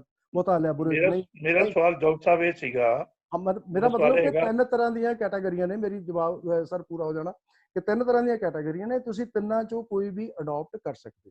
ਨਹੀਂ, ਮੇਰਾ ਸਵਾਲ ਇਹ ਸੀਗਾ ਕਿ ਇਹ ਸ਼ੂਟ ਹੋਣਾ ਕੀ ਜ਼ਰੂਰੀ ਹੈ ਕਿ ਦੂਰਦਰਸ਼ਨ ਦੇ ਅੰਦਰ ਸ਼ੂਟ ਹੋਵੇ ਜਾਂ ਬਾਹਰ ਸ਼ੂਟ ਹੋ ਸਕਦਾ ਹੈ? ਇਹ ਮੇਰਾ ਸਵਾਲ। ਨਹੀਂ ਇਹ ਕੋਈ ਜ਼ਰੂਰੀ ਮਰਜ਼ੀ ਹੋਵੇ, ਜਿਹੜਾ ਕਮਿਸ਼ਨਡ ਤੇ ਸਪਾਂਸਰਡ ਕੈਟਾਗਰੀ ਹੈ ਉਹ ਤੁਸੀਂ ਕਿਤੇ ਵੀ ਸ਼ੂਟ ਕਰਨਾ, ਤੁਹਾਡੀ ਮਰਜ਼ੀ ਹੋਵੇ। ਜਿਹੜਾ ਦੂਰਦਰਸ਼ਨ ਦੀ ਮੈਂ ਪਹਿਲੀ ਕੈਟਾਗਰੀ ਦੱਸੀ ਹੈ ਉਹ ਦੂਰਦਰਸ਼ਨ ਡਿਸਾਈਡ ਕਰੇਗਾ ਅੰਦਰ ਕਰਨਾ, ਉਹਨਾਂ ਦਾ ਹੀ ਕੰਮ ਹੈ। ਜੌਲ ਸਾਹਿਬ ਇੱਕ ਮੈਂ ਜਾਣਨਾ ਚਾਹਨਾ ਕਿ ਦੂਰਦਰਸ਼ਨ ਦਾ ਇੱਕ ਆਰਟ ਹੈ ਨਾ ਜੀ, ਕਿ ਜਿਹੜੀ ਤੁਸੀਂ ਇੰਡੀਅਨ ਕਲਾਸਿਕ ਸਟੋਰੀਜ਼ ਵੀ ਕਹਿ ਰਹੇ ਹੋ ਵੀ ਆ ਜਾਂਦੀਆਂ ਆਰਕਾਈਵ ਵਾਸਤੇ 2-3 ਕਹਾਣੀਆਂ ਮੈਂ ਵੀ ਕੀਤੀ, ਓਮ ਪ੍ਰਕਾਸ਼ ਵਾਲਮੀਕੀ ਦੀ ਕਹਾਣੀ ਕੀਤੀ, ਜੇ ਕੋਈ ਆਰਕਾਈਵ ਹੈ ਆਮ ਆਡੀਅנס ਨੂੰ ਅਵੇਲੇਬਲ ਹੈ, ਮਤਲਬ ਜੇ ਦੂਰਦਰਸ਼ਨ ਤੇ ਉਹ ਟੈਲੀਕਾਸਟ ਨਹੀਂ ਆਡੀਅנס ਦੀ ਉਹਦੇ ਤੱਕ ਐਕਸੈਸਿਬਿਲਿਟੀ ਹੈਗੀ ਹੈ ਉਸ ਆਰਕਾਈਵ ਤੱਕ? ਜਿਵੇਂ ਪਿੱਛੇ ਜੇ ਪਤਾ ਲੱਗੀ ਮੰਨਾ ਸਿੰਘ ਦੂਰਦਰਸ਼ਨ ਦੇ ਆਰਕਾਈਵ ਚੋਂ ਗਾਇਬ ਹੋ ਗਿਆ। ਮਤਲਬ ਪਹਿਲੇ ਸਵਾਲ ਤੇ ਦੂਜੇ ਸਵਾਲ 'ਚ ਤੁਹਾਡੇ 'ਚ ਅੰਤਰ ਹੈ, ਮੈਂ ਦੋਵਾਂ ਦਾ ਜਵਾਬ ਦਿੰਦਾ। ਜੀ ਜੀ ਹਾਂ, ਆਰਕਾਈਵ ਦਾ ਕੀ ਹੈ? ਆਰਕਾਈਵ ਅਵੇਲੇਬਲ ਹੈ, ਲੇਕਿਨ ਉਹ ਤਾਂ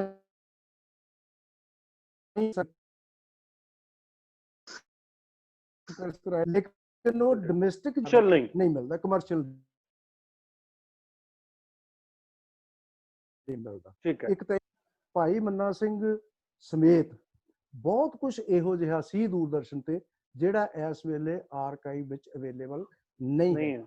ਉਹ ਨਹੀਂ ਇਸ ਕਰਕੇ ਨਹੀਂ ਹੈਗਾ ਕਿ ਅਲਟੀਮੇਟ ਸਰਕਾਰੀ ਤੰਤਰ ਜਿਹੜਾ ਉਹ ਇੰਨਾ ਕੁ ਹੀ ਸੋਚਦਾ ਹੈ ਕਿ ਸਾਡੇ ਕੋਲ ਹੁਣ ਰੱਖਣ ਲਈ ਥਾਂ ਨਹੀਂ ਹੈ, ਇਸ ਸਾਲ ਤੋਂ ਇਸ ਸਾਲ, ਇਸ ਸਾਲ ਤੋਂ ਇਸ ਸਾਲ ਤੱਕ ਦੀਆਂ ਟੇਪਾਂ ਜਿਹੜੀਆਂ ਉਹਨੂੰ ਤਬਾਹ ਕਰ ਦਿਓ। ਉਸ ਤਬਾਹ ਦੇ ਵਿੱਚ ਭਾਈ ਮੰਨਾ ਸਿੰਘ ਤੋਂ ਅੱਗੇ ਮੈਂ ਜੇ ਗੱਲ ਵਧਾ ਦਾਂ ਕਿ ਬਲਵੰਤ ਗਾਰਗੀ ਦੀ ਅੱਧੇ ਘੰਟੇ ਦੀ ਇੰਟਰਵਿਊ, ਸੁਰਿੰਦਰ ਕੌਰ ਦੀ ਅੱਧੇ ਘੰਟੇ ਦੀ ਇੰਟਰਵਿਊ ਜਿਹੜੀਆਂ ਮੇਰੀਆਂ ਆਪਣੀਆਂ ਪ੍ਰੋਡਕਸ਼ਨ ਸੀਗੀਆਂ ਉਹ ਆਰਕਾਈਵ ਵਿੱਚ ਨਹੀਂ ਹੈ। ਔਰ ਬਲਵੰਤ ਗਾਰਗੀ ਦੀ ਕੋਈ ਇੰਟਰਵਿਊ ਦੂਰਦਰਸ਼ਨ ਕੋਲ ਨਹੀਂ, ਜਿਹੜੀ ਇੱਕੋ ਇੱਕ ਸੀਗੀ ਉਹ ਜਲਾ ਦਿੱਤੀ ਗਈ। ਲੇਕਿਨ ਉਹ ਇਸ ਕਰਕੇ ਜਲ ਗਈ ਕਿ ਮੈਂ ਉਸ ਵੇਲੇ ਟ੍ਰਾਂਸਫਰ ਹੋ ਕੇ ਦਿੱਲੀ ਚਲਾ ਗਿਆ। ਜਦੋਂ ਮੈਂ ਵਾਪਸ ਆ ਕੇ ਲੱਭੀ ਤਾਂ ਉਹ ਵੀ ਉਹਨਾਂ ਟੇਪਾਂ 'ਚ ਸ਼ਾਮਲ ਹੋ ਗਈ ਸੀ ਜਿਨ੍ਹਾਂ ਨੂੰ ਅੱਗ ਲਗਾਤੀ ਗਈ। ਔਰ ਜੀ ਹਾਂ, ਔਰ ਉਹਦੇ ਵਿੱਚ ਹੀ ਇਹ ਹੈ ਕਿ ਜਿਹੜਾ ਉਹ ਹਲਟ ਤੇ ਡਾਕੂਮੈਂਟਰੀ ਮੇਰੀ ਆਪਣੀ ਬਣਾਈ ਹੋਈ, ਕਿਕਲੀ, ਭੰਗੜਾ, ਗਿੱਧਾ ਤੇ ਡਾਕੂਮੈਂਟਰੀਆਂ ਮੇਰੀਆਂ ਆਪਣੀਆਂ ਬਣਾਈਆਂ ਹੋਈਆਂ, ਉਹ ਦੂਰਦਰਸ਼ਨ ਦੇ ਆਰਕਾਈਵ ਇਸ ਵੇਲੇ ਨਹੀਂ ਹੈਗੀਆਂ।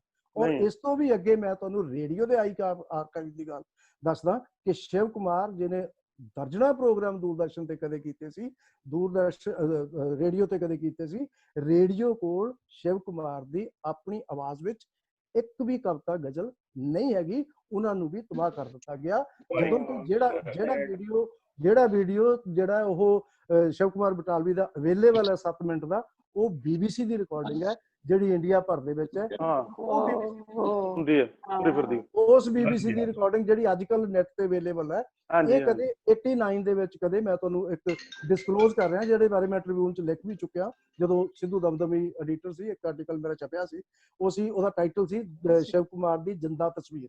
ਤੇ ਉਹ ਇੰਟਰਵਿਊ ਵੀ ਜਿਹੜੀ 7 ਮਿੰਟ ਦੀ ਉਹ ਇੰਟਰਵਿਊ ਹੈ, ਉਹ ਰਵਿੰਦਰ ਪੱਠਲ ਆਪਣੇ ਕਿਸੇ ਰਿਸ਼ਤੇਦਾਰ ਦੇ ਥਰੂ ਜਿਹੜਾ ਉਹ ਲੈ ਕੇ ਆਇਆ ਸੀ ਲੰਡਨ ਤੋਂ।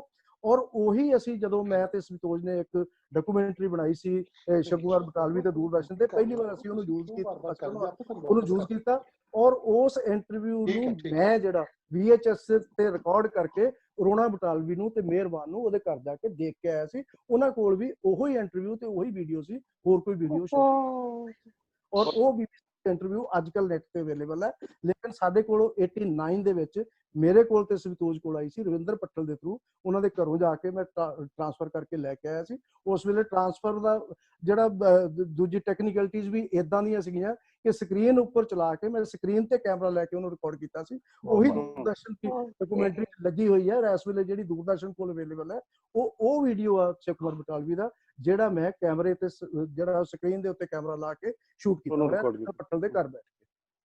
ਵੈਸੇ ਜੌਨ ਸਾਹਿਬ ਕੋਈ ਜਿਹੜੇ ਇਸ ਤਰ੍ਹਾਂ ਤੁਸੀਂ ਕੋਈ ਪ੍ਰੋਗਰਾਮ ਬਣਾਉਂਦੇ ਹੋ ਕਿ ਇਹ ਅਲਾਉਡ ਸੀਗਾ ਕਿ ਤੁਸੀਂ ਆਪਣੀ ਕਾਪੀ ਰੱਖ ਸਕੋ? ਨਹੀਂ ਅਲਾਉਡ ਸੀਗਾ। ਜੇ ਅਲਾਉਡ ਹੁੰਦਾ ਤਾਂ ਮੈਂ ਸਾਂਭਿਆ ਜਾਣਾ ਸੀ, ਟ੍ਰਾਂਸਫਰ ਹੋਇਆ ਸੀ, ਮੈਂ ਲੈ ਜਾਂਦਾ।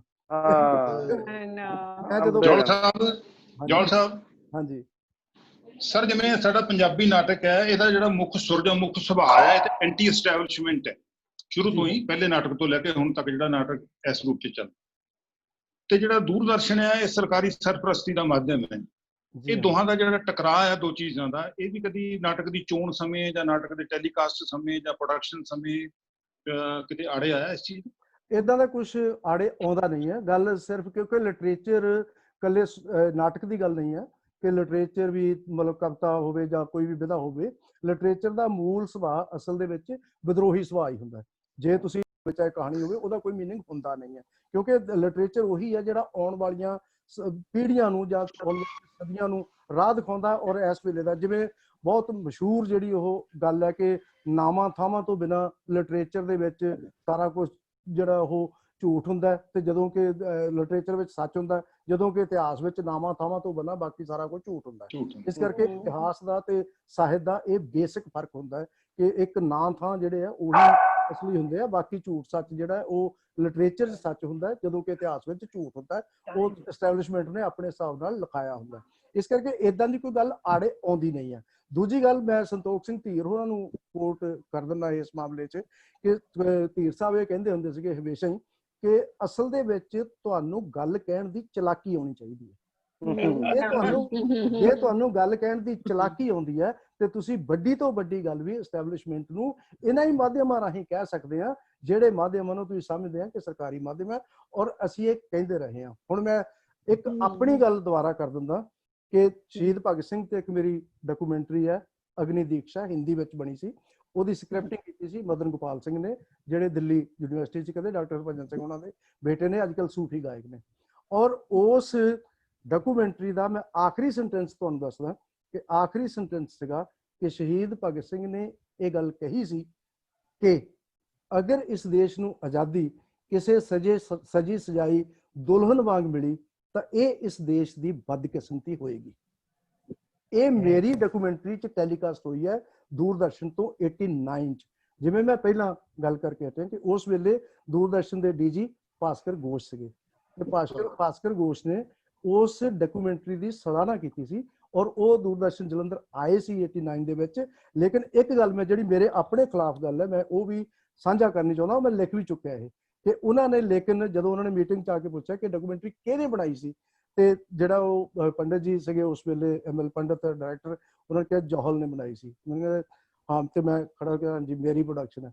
ਉਹਦਾ ਪ੍ਰੋਡਕਸ਼ਨ ਬਹੁਤ ਵਧੀਆ ਸੀ, ਉਹਨਾਂ ਨੇ ਮੈਨੂੰ ਕਿਹਾ, ਲੇਕਿਨ ਉਹਦੇ 'ਚ ਜਿਹੜਾ ਮਿਊਜ਼ਿਕ ਲੱਗਿਆ ਉਹ ਤੋਂ ਫ੍ਰੈਂਚ ਰੋਮਾਂਟਿਕ ਸਿੰਫਨੀ ਲਗਾਈ ਸੀ ਬੀਥੋਵਨ ਦੀ, ਉਹ ਗਲਤ ਹੈ। ਰੋਮਾਂਟਿਕ ਡਾਕੂਮੈਂਟਰੀ 'ਚ ਇਸ ਤਰ੍ਹਾਂ ਦਾ ਮਿਊਜ਼ਿਕ ਯੂਜ਼ ਨਹੀਂ ਕਰੀਦਾ।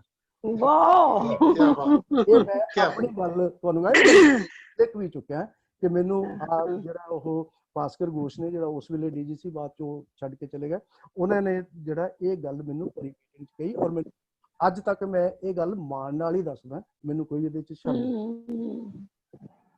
ਬਈ ਥੈਂਕ ਯੂ ਜੌਲ ਸਾਹਿਬ, ਇਹ ਤੇ ਕਮਾਲ ਦੀਆਂ ਗੱਲਾਂ ਵੈਸੇ। ਜੌਲ ਸਾਹਿਬ ਤੁਹਾਡਾ ਮੈਨੂੰ ਲੱਗਦਾ ਇੱਕ ਐਪੀਸੋਡ ਹੋਰ ਕਰ ਲੈਣਾ ਚਾਹੀਦਾ। ਬਿਲਕੁਲ ਇਹ ਬੜੀਆਂ ਜ਼ਬਰਦਸਤ ਗੱਲਾਂ ਨੇ। ਮੇਰਾ ਖਿਆਲ ਬਹੁਤ ਸਾਰਾ ਕੁਝ ਤੇ ਗੱਲ ਹੀ ਨਹੀਂ ਕਰ ਸਕਿਆ ਜੌਲ ਸਾਹਿਬ ਨਾਲ, ਸਮਾਂ ਹੀ ਨਹੀਂ ਮਿਲ ਸਕਿਆ ਮੈਨੂੰ ਤਾਂ। ਇੱਕ ਐਪੀਸੋਡ ਹੋਰ ਚਾਹੀਦਾ। ਯਾਨੀ ਵੈਸੇ ਅਸੀਂ ਰੋਜ਼ 6 ਵਜੇ ਖਤਮ ਕਰਦੇ ਆ, ਅੱਜ 6:06 ਹੋ ਗਏ ਆ, ਅੱਜ ਵੱਧ ਟਾਈਮ ਹੋ ਗਿਆ, ਪਰ ਬਹੁਤ ਵਧੀਆ ਬਹੁਤ ਬਿਹਤਰੀਨ ਗੱਲਾਂ ਸੀ। ਔਰ ਇਹਦਾ ਕਾਰਨ ਸ਼ਾਇਦ ਇਹ ਵੀ ਹੈ ਕਿ ਅਸੀਂ ਕਿਉਂਕਿ ਇਸ ਟੌਪਿਕ ਤੇ ਪਹਿਲਾਂ ਕਦੀ ਗੱਲਾਂ ਛੇੜੀਆਂ ਹੀ ਨਹੀਂ ਹੈ ਤੇ ਇਸ ਟੌਪਿਕ ਦੇ ਉੱਤੇ ਜੇ ਹੋਰ ਬੜੀਆਂ ਗੱਲਾਂ ਹੋ ਸਕਦੀਆਂ ਨੇ ਤੇ ਆਪਾਂ ਇਹ ਗੱਲਾਂ, ਇਹ ਸਾਡੀ ਜਰਨੀ ਜਿਹੜੀ ਆ ਕੰਟੀਨਿਊ ਹੈ ਤੇ ਅਸੀਂ ਕੱਲ ਫੇਰ ਮਿਲਾਂਗੇ।